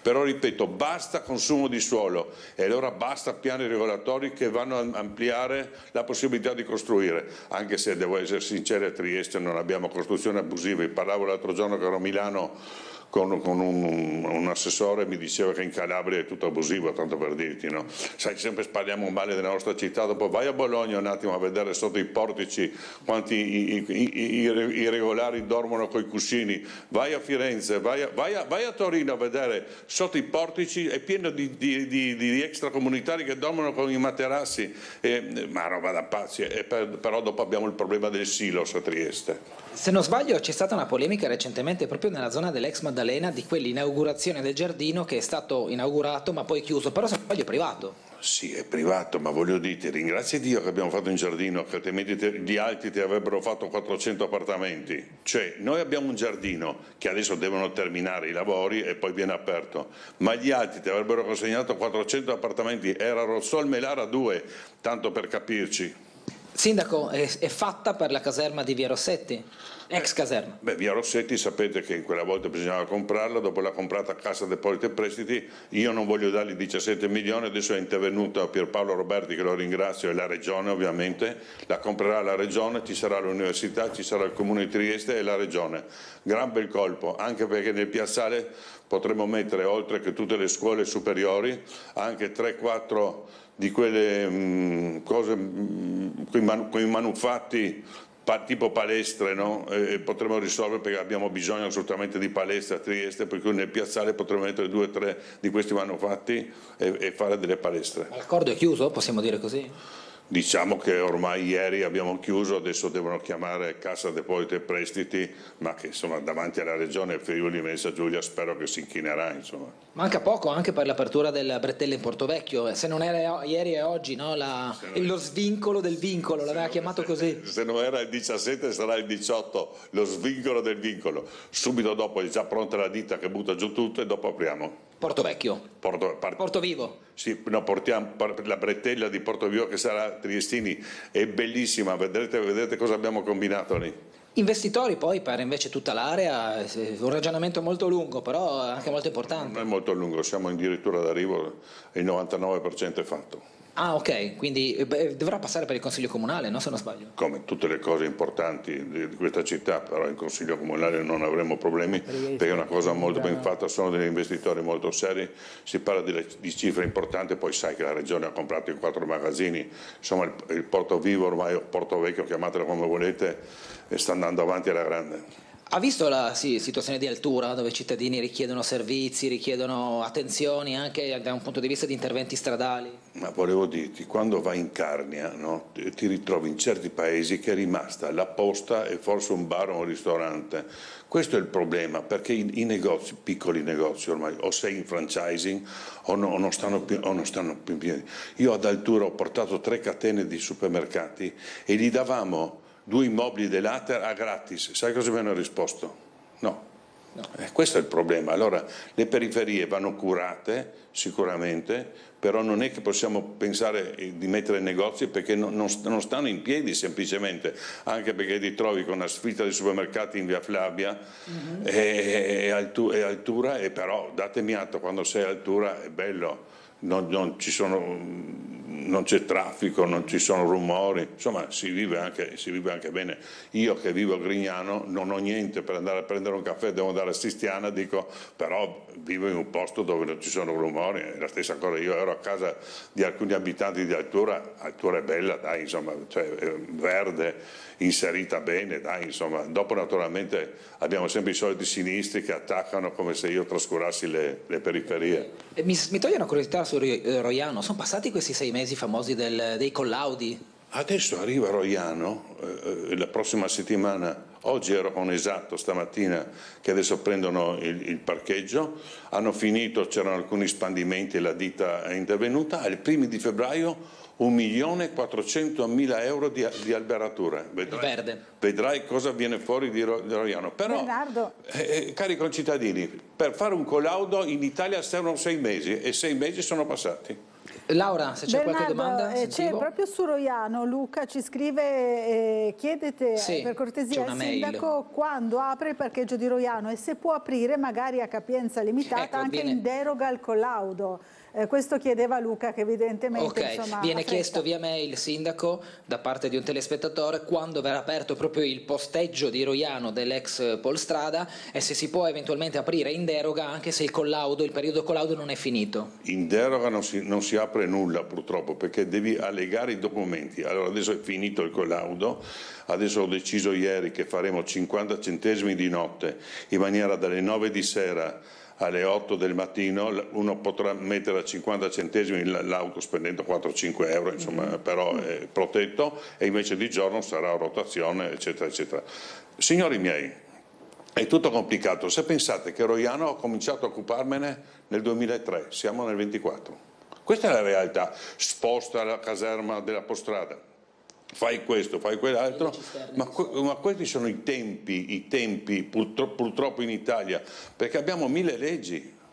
Le faccio un'ultima domanda, sindaco, una domanda prettamente politica. Si vede anche a mezzo stampa, dalle dichiarazioni di molti esponenti dei partiti, come ci siano manovre dopo le europee per capire, per pesare ognuno il proprio peso nel partito, che sia Fratelli d'Italia, Forza Italia, il Partito Democratico, indifferente. Si sta ragionando a Trieste per un dopo di piazza? Gli avevo già domandato la volta scorsa. Secondo lei anche il futuro del civismo, della lista civica di piazza, come si trasformerà? La mia lista darà una mano al prossimo sindaco. Il mio obiettivo è questo, visto che non posso più fare il sindaco dopo 5 mandati. Volevo dirti che il mio obiettivo è non far arrivare i sinistri alla guida di questa città, perché sarebbe veramente, l'abbiamo appena detto, sarebbe un male. Abbiamo visto che appena sono arrivati hanno fatto piani regolatori, hanno fatto delle cose che non andavano bene. Per cui il mio obiettivo è far arrivare alla guida di questa città un uomo di centrodestra. Ma ci sarà una lista di piazza ancora? Ci sarà ancora la lista di piazza che appoggerà il candidato sindaco. Ok, quindi non muore, diciamo, la lista di piazza non muore nel momento in cui di piazza non si può più ricandidare, possiamo dire così? Assolutamente no. Ok, va bene. Studio, se c'è qualche domanda, altrimenti liberiamo il sindaco che, come vedremo dalle carte sul tavolo, è il suo da fare. Parecchi impegni, no? Grazie, penso Maurizio Fogar l'ha salutato, grazie al sindaco, grazie a Bernardo Gulotta per questo colloquio. collegamento. Grazie a voi. Grazie Sindaco. Ciao, buona giornata, ciao Maurizio, ciao Laura. Grazie, allora ha sentito il sindaco di Trieste, Maurizio Fogar, diceva a un certo punto, in particolare sulla trasparenza, no, di certi passaggi, diceva perché a Trieste sì, però a Muggia no. Ma perché a Trieste si fanno le esenzioni fino a 7.500 euro per non pagare le tariffe dei servizi scolastici, dei trasporti, delle mense, dei servizi estivi, e quando io presento la proposta 2 anni di fila in Consiglio Comunale a Muggia, dopo aver copiato quello che la mia vecchia amica Angela Brandi, che era assessora proprio ai servizi educativi in giunta con Polidori, a Trieste mi viene respinta. Voi sapete, hanno aumentato le tariffe anche le persone con ISEE inferiore a 5.000 euro all'anno lordi.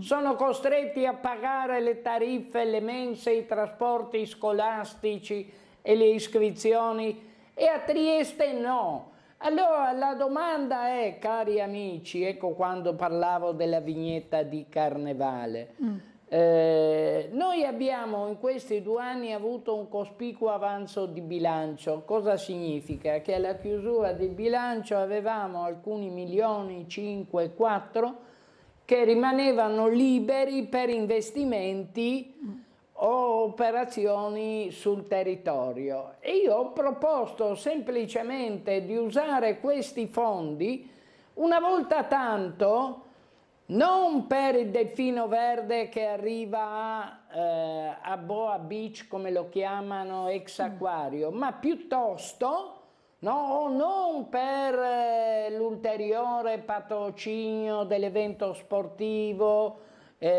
turistico, ricreativo, ma per esempio alcune centinaia di migliaia di euro per esentare le famiglie muggesane che hanno un ISEE inferiore a 10.000 euro all'anno lordi. Cioè, sapete cosa vuol dire?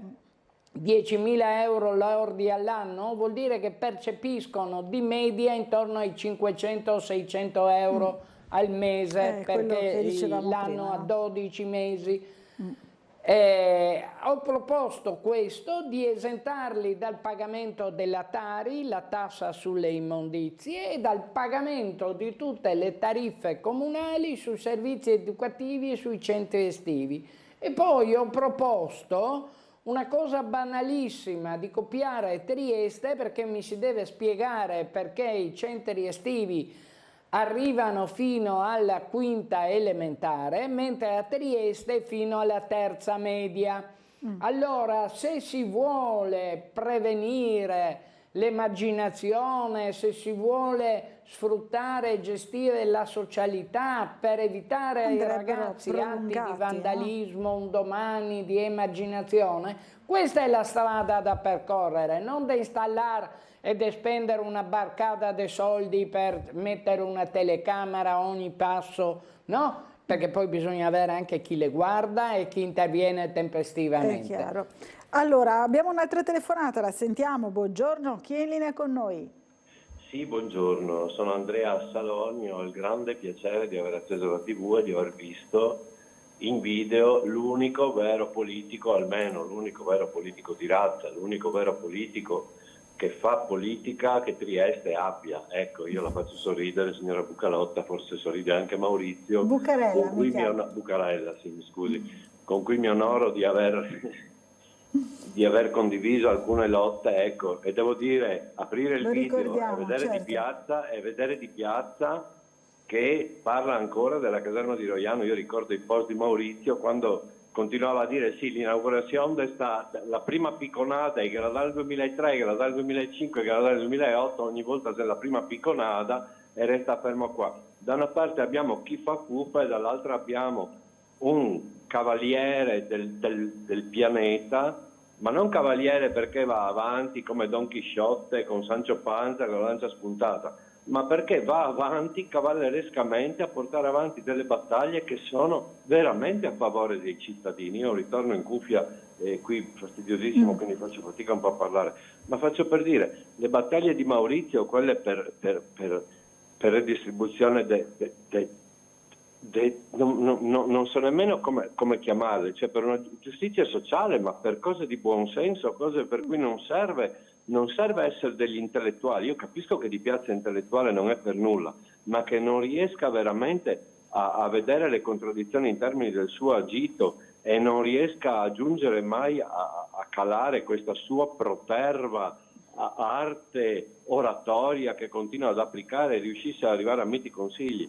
E purtroppo siamo governati da questa pochezza e Maurizio è dovuto emigrare a Muggia, cioè Maurizio che avrebbe dovuto essere, non dico il sindaco di Trieste, ci fa piacere ma sicuramente che abbia gradito l'ospitata di Maurizio. Ma io gradirei di vedere, Fogar. adesso io ho detto un sacco di fregnacce, non ero per niente su quella di intervenire, non avevo argomenti, ma volevo solo ribadire, Trieste sii consapevole del valore che questa persona, Maurizio Fogar, rappresenta in città, perché non ce n'è altri. Andrea Saloni, grazie del suo intervento, buona giornata. Insomma, mi ha fatto un po' arrossire, imbarazzare. Io cerco, a parte, come ho spiegato prima, che io rifuggo a qualunque appartenenza su queste cose. Io ho scritto da 30 anni, non da oggi, che trovo anacronistico che sulla scheda elettorale per le elezioni comunali compaiano i simboli di partito. Trovo anacronistico perché i problemi, le emergenze, le soluzioni che sono vissute e sono uguali per tutta la comunità che vi risiede, devono essere risolte a vantaggio della comunità, non di una parte politica, qualunque essa sia. I cittadini poi hanno i loro valori, le loro idealità, benissimo, li troveranno sulle schede elettorali delle politiche, delle europee, i partiti di riferimento. Ma il fatto che a Trieste e a Muggia il 60% non vada più a votare ed è una percentuale in crescita, o chi vince le elezioni si rende conto che lui sì ha vinto le elezioni, ma le ha vinte con il consenso a lui riservato del 20-22% della comunità. E però deve governare e i denari che ha a disposizione sono pagati dalle tasse del 100% della nostra comunità, di cui 2/3 ormai non vota più, per cui si tratta di ragionare col buonsenso, con la logica e francamente quando ho avanzi di bilancio o quando ho risorse crescenti io le dedicherei non tanto solo qui, io ho operato nel mondo della cultura col Circolo Miani dall'81, per cui immagino i lai di qualcuno che mi rinfaccerà questo. Ma scusate, se io ho 800-900 mila euro da spendere, non li investo su una mostra, li investo quando ho 6-7 mila persone che sono seguite dai servizi sociali del comune e che sistematicamente a metà gli dicono che sono esauriti i fondi, pur cospicui, io dirotto immediatamente questi soldi. Quando io... Guardate, sapete qual è l'ultimo atto che ho presentato? Si figuri quanto di parte è, signora Ester. E che andrà al prossimo Consiglio Comunale. Ho copiato una mozione deliberata dal Comune di Livorno, che non so neanche se è governata dal centrodestra, al centrosinistra, al 5 Stelle, e francamente non me ne frega niente. Ho copiato questa deliberazione dove si dice testualmente che nelle gare d'appalto e nelle aste pubbliche che il Comune fa per eseguire lavori nel territorio comunale che lui affida, e ho aggiunto anche negli affidi diretti, cioè inferiori a certo importo, si pone la condizione pregiudiziale che potranno partecipare solo le aziende che dimostreranno di pagare i lavoratori almeno 9 euro lordi all'ora. Un'iniziativa interessante. Perché in Italia, a Muggia, Trieste, ci sono 3 milioni e mezzo, 4 di persone che hanno il cosiddetto lavoro povero. È vero, è che e cosa vuol dire? Che solo a Trieste ci sono centinaia e centinaia di famiglie che percepiscono, signori, 600 euro netti al mese. Vi faccio leggere le mail dei nostri Fate famiglie e mettete su figli con questi importi? No, assolutamente no. Allora, scusi signor Fogari, presidente Zeno D'Agostino, ci scrive Claudio Visintin, da lei nominato ha fatto grande il porto di Trieste, è un grande manager riconosciuto in tutto il mondo, credo che il progetto su Muggia sia una cosa ponderata per incrementare il lavoro, per l'economia con il rispetto della natura. Lei è sempre negativo su tutto, dice Claudio, mi dice una cosa però fatta buona dall'ottimo sindaco Polidori, grazie per la risposta da telespettatore, dice Claudio Visintin. Cosa risponde? Allora, la cosa fatta buona dal sindaco Polidori è stato il suo buongiorno quando ha aperto la seduta del Consiglio Comunale per il primo insediamento. Ed è stata una delusione totale anche per me, che inizialmente avevo confidato che le sue parole avessero qualche valore. Sindaco di tutti, aperto alla collaborazione, purtroppo si è dimostrato... guardi, sono stato l'unico consigliere dei 9 su 20, cioè un consiglio comunale diviso praticamente a metà, di minoranza che non ha votato contro le sue dichiarazioni programmatiche. Tanto per farle capire, caro Visintin, lei che ama inondare le segnalazioni di considerazioni che la salute è la cosa più importante, finché la salute c'è tutto e così via. Zeno D'Agostino, mi consenta Visintin, Zeno D'Agostino non ne ha imbroccata una da quando ha perso Sommariva. Questo l'ho scritto, gliel'ho detto, me l'ha riconosciuto anche lui, guardi, quando ci incontravamo al Circolo Miani. Mi faccia capire, sulla Valle delle Noghere il progetto che avevamo costruito e sul quale io avevo spinto e sul quale lui era perfettamente d'accordo era: si acquisisce tutto, si bonifica tutto, 60 milioni ha ricevuto per questo, si fanno le infrastrutture logistiche ex novo, soprattutto ferroviarie, lui mi diceva Maurizio ferrovia, ferrovia, ferrovia, altrimenti non si fa nulla. Poi si affida al Coselag l'area per il reinsediamento manifatturiero, industriale e artigianale, ponendo dei paletti che le aziende che verranno dovranno avere un impatto zero, acustico e inquinante. Perfetto! 300 e passa posti di lavoro previsti.